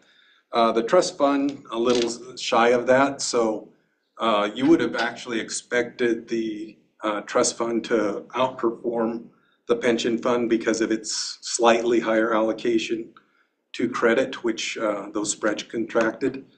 The reason it didn't was mainly because of movement inside that fund. We allocated close to $210 million out of that fund to real assets and real estate, mostly early and mid part of the year. But then we put almost 300 million new money into that fund, but we did about a little north of 290 of that in the fourth quarter. So just managing the liquidity around all those movements would explain the difference in performance there. Looking at the state fund, where you see some fairly significant outperformance, that's due to the fact that the state fund was short, mostly short or right on top of the index in terms of duration, and so did not get hit as bad as the other accounts. Happy to discuss anything else on performance. If not, if I could refer the board to slide 49, where we're looking at the core fixed income characteristics. As I alluded to, duration a little longer than the index. Our yield to worst is slightly higher than the index. And our CTD, that's contribution to duration from corporates, our what we would term credit risk, is significantly below the index there. And that's our base position in this portfolio. And that is because we don't believe that the return over time is going to meet our actuarial assumption. So one of the main purposes of this fund is an offset for John to the other fund. So John and I have a handshake deal that there's no point in taking credit risk in this fund if we're using it as an offset to the risk that we're taking in other funds. So we kind of have a handshake deal that we're around 75% of the index in terms of credit risk there. You can see that the contribution was a little higher than that at the end of the year, and that's just, I hate a point in time for that, because right now we're right about back to the 75. That was just movements in the index number itself. Our portfolio wasn't moving, but the index was. So I wouldn't read anything into that being over that 75% level. We're right back where that would be. There are no questions on the core. If I could refer you to slide 50, where we would look at the trust fund. Looks similar. Long duration. We've got about a 14 basis point yield advantage. Here again, our contribution to duration, our credit risk from corporates is significantly below the index. That again is a funny point in time number. We're more like 95 is where we're at, slightly below the index. Long term, our base case would probably be to overweight corporates, but spreads quite tight. We're not going to try and time so much when spreads blow out, if they ever do blow out. But if that happens, then that's when we will rate the corporates. And finally, looking on slide 51 for the state fund, as you'll recall, we changed the index from the intermediate egg to the full benchmark egg 21 months ago. So when we did that, interest rates went up fairly significantly shortly after that. So we were judicious in going into that to extend that duration, and that turned out to be the right call. So they were not hurt so much by rising rates. Now we're pretty close to neutral to the index there. I'm happy to answer any questions about the state fund. Thank you. Thanks, John. All right, just a recap. So a question for the board. Many of you have confirmation hearings coming up. Looking at the April 23rd scheduled meeting, we have an international equity deep dive. We have the RVK annual capital market assumptions, as well as the benchmark discussion. A thought occurred, confirmation hearings will be in the afternoon. Would we like to just block a day where we do the April board meeting sometime between now and March, whenever they schedule it, probably late March? Do those deep dives in the morning and then have the confirmation hearings in the afternoon, do two birds with one stone. I think it's doable. You're gonna bus us up there, is that it? Depending on the temperature, I'll put the tonneau cover back and we'll head up. Think about it, no decisions necessary today, but it just seems like timing wise, it might work to Sounds good. do both in one day. Otherwise, that's all I have. I do have, I don't know if you've noticed, the new legislative site is not as user-friendly as it used to be. So Peg is now pulling the hearing schedules. I'll start emailing these, actually Peg will start emailing these to all of you on Mondays, just so you've got what's coming up, if you have any questions on any of it. But it's frankly easier to pull an Excel spreadsheet through another system than it is to actually use the legislative system at this point. Other than that, what can I do for all of you?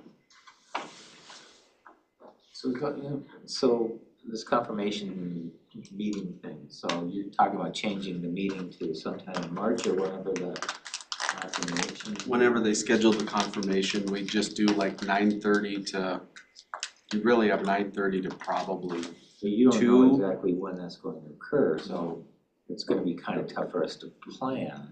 It would be tough for us, it's gonna be tough for us to plan anyway, but given that, capital market assumptions are done. So we have that booked. We have to do the international equity deep dive that can be relatively quickly. And then the benchmarks is just updating the memo. We haven't changed a lot of them over the course of the last year. And we're not going to. So, from a material prep perspective, we can get it done relatively quickly on short notice. I think being in person at this confirmation hearings is a value add. I don't know if you recall last time, we got big compliments because we were some of the only people that showed up for the actual confirmation hearings throughout the entire session. I just, you hate to say kiss the ring, but you kind of got to kiss the ring. Dan, I wasn't there and they confirmed me anyway. That was your punishment. I wasn't there to say, are you sure you want to do this? Yeah.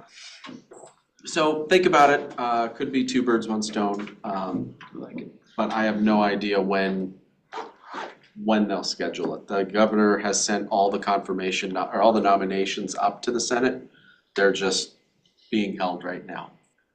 What kind of lead time will they give you, do you think? Hopefully a week. Will that be enough time? Will we have enough time to post for the meeting? Oh, yeah. We have to give what, 48? We have to give 48, yep. The education, would that be a morning, afternoon? I mean, obviously it'd be a flip of whatever. When you look at it, is it gonna be a full day then, for that day? Would it be like, could I expect you're off work for the full day, or is it something where the education's really 2 hours? If that was the case, I'd prefer to like schedule the education and float with the confirmation. I mean, I look at this agenda, depending on loan activity, we don't have anything coming up for audit, really. HR isn't until May, so loans could be an issue. Probably 2 hours of education here. So I think, realistically, if we had a working lunch and then went up to the Capitol, because the Senate State Administration Committee is in the afternoon after floor session. So it'd be 3 o'clock. So if we did like noon to 3 and then confirmation thereafter, we could probably hammer all of April, either in March or, we can just keep it to, it's just, I'd rather combine it if we can, but I think for the folks that have to travel, it's probably even better to combine. Yeah, it'd be very nice for me. Okay, well, I'll aim to combine them into an afternoon, so at least you all can have a morning of real life, or you don't have to come down the night before. 5 in the morning. Yeah, and then hopefully they give us plenty of lead time. And I'll talk to the chair this afternoon and see if she can give us some. Is that all of us or some of us? You, and Not me. not you. Yeah, I think it's to the five of you. Maggie was the other one. Maggie was the other one. Okay. So I'll talk to the chair, see if we can get something maybe that last week of March, just so there's adequate lead time for you guys to plan your lives, and John has time to do the international deep dive. I can work last week of March. Yeah, I'm out of town the last week. of March. Okay, then we'll do it the second to last week of March. That'd be good, 'cause first week of April I'm going, so second to last week of March sounds good. Okay, I will go to work on it. Anything else you guys need? How'd it go, John? Oh, this was great. Loved it. Very impressed, truthfully. I mean, like, you know, obviously you guys have great, our consultant is awesome, it's well known. And it was great to sit in here and see how professional, you know, John, it was nice to meet you, you know, earlier in the month. And obviously the work that you guys are doing is you know, really professional, really great quality. So congratulations. And Dan, I mean, I was gonna ask, I mean, there's obviously, so congratulations, Dan, you run a great ship here. And I was wondering, from your experience being 28 years, there's been like 20, only 20. Oh, sorry, 20. Someone, over the past however long, someone created a really nice culture here of like getting the CFAs, doing some good reporting. And, you know, hats off to you for I mean, it's obvious that's prevalent here now but I always think like there's probably like some person 20 years ago who was very helpful in creating that culture.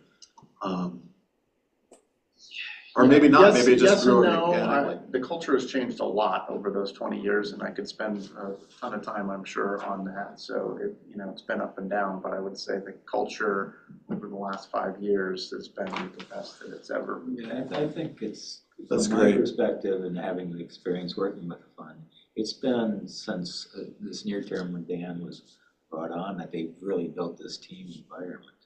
It's impressive. I mean, hats off to you, Dan. I mean, no lie, like this was fun. This was, if I raised questions early about the loan commitment thing, that's just because I feel obligation there, right? No, absolutely. So forgive me, but in general, and forgive me for asking questions of board members. I love this stuff. It's very interesting to me, so we could probably like saved an hour, but this is great. Love it. Awesome. Great. This is a great team. Everybody contributes. Everybody, you know, we take our job seriously, but as you'll learn, we don't take ourselves too seriously. And the best part about it is, unlike a lot of places in state government, we see the results in real time. You know, we show the distributions. We know that, you know, that snowplow got bought with BOI sure. money. It's a different place. But it's, you know, I wouldn't want to be anywhere else in state government. Really impressive. All right. Good. All right. That wraps it up. Meeting adjourned. Hi, Cindy. Stay cold. Yeah, right.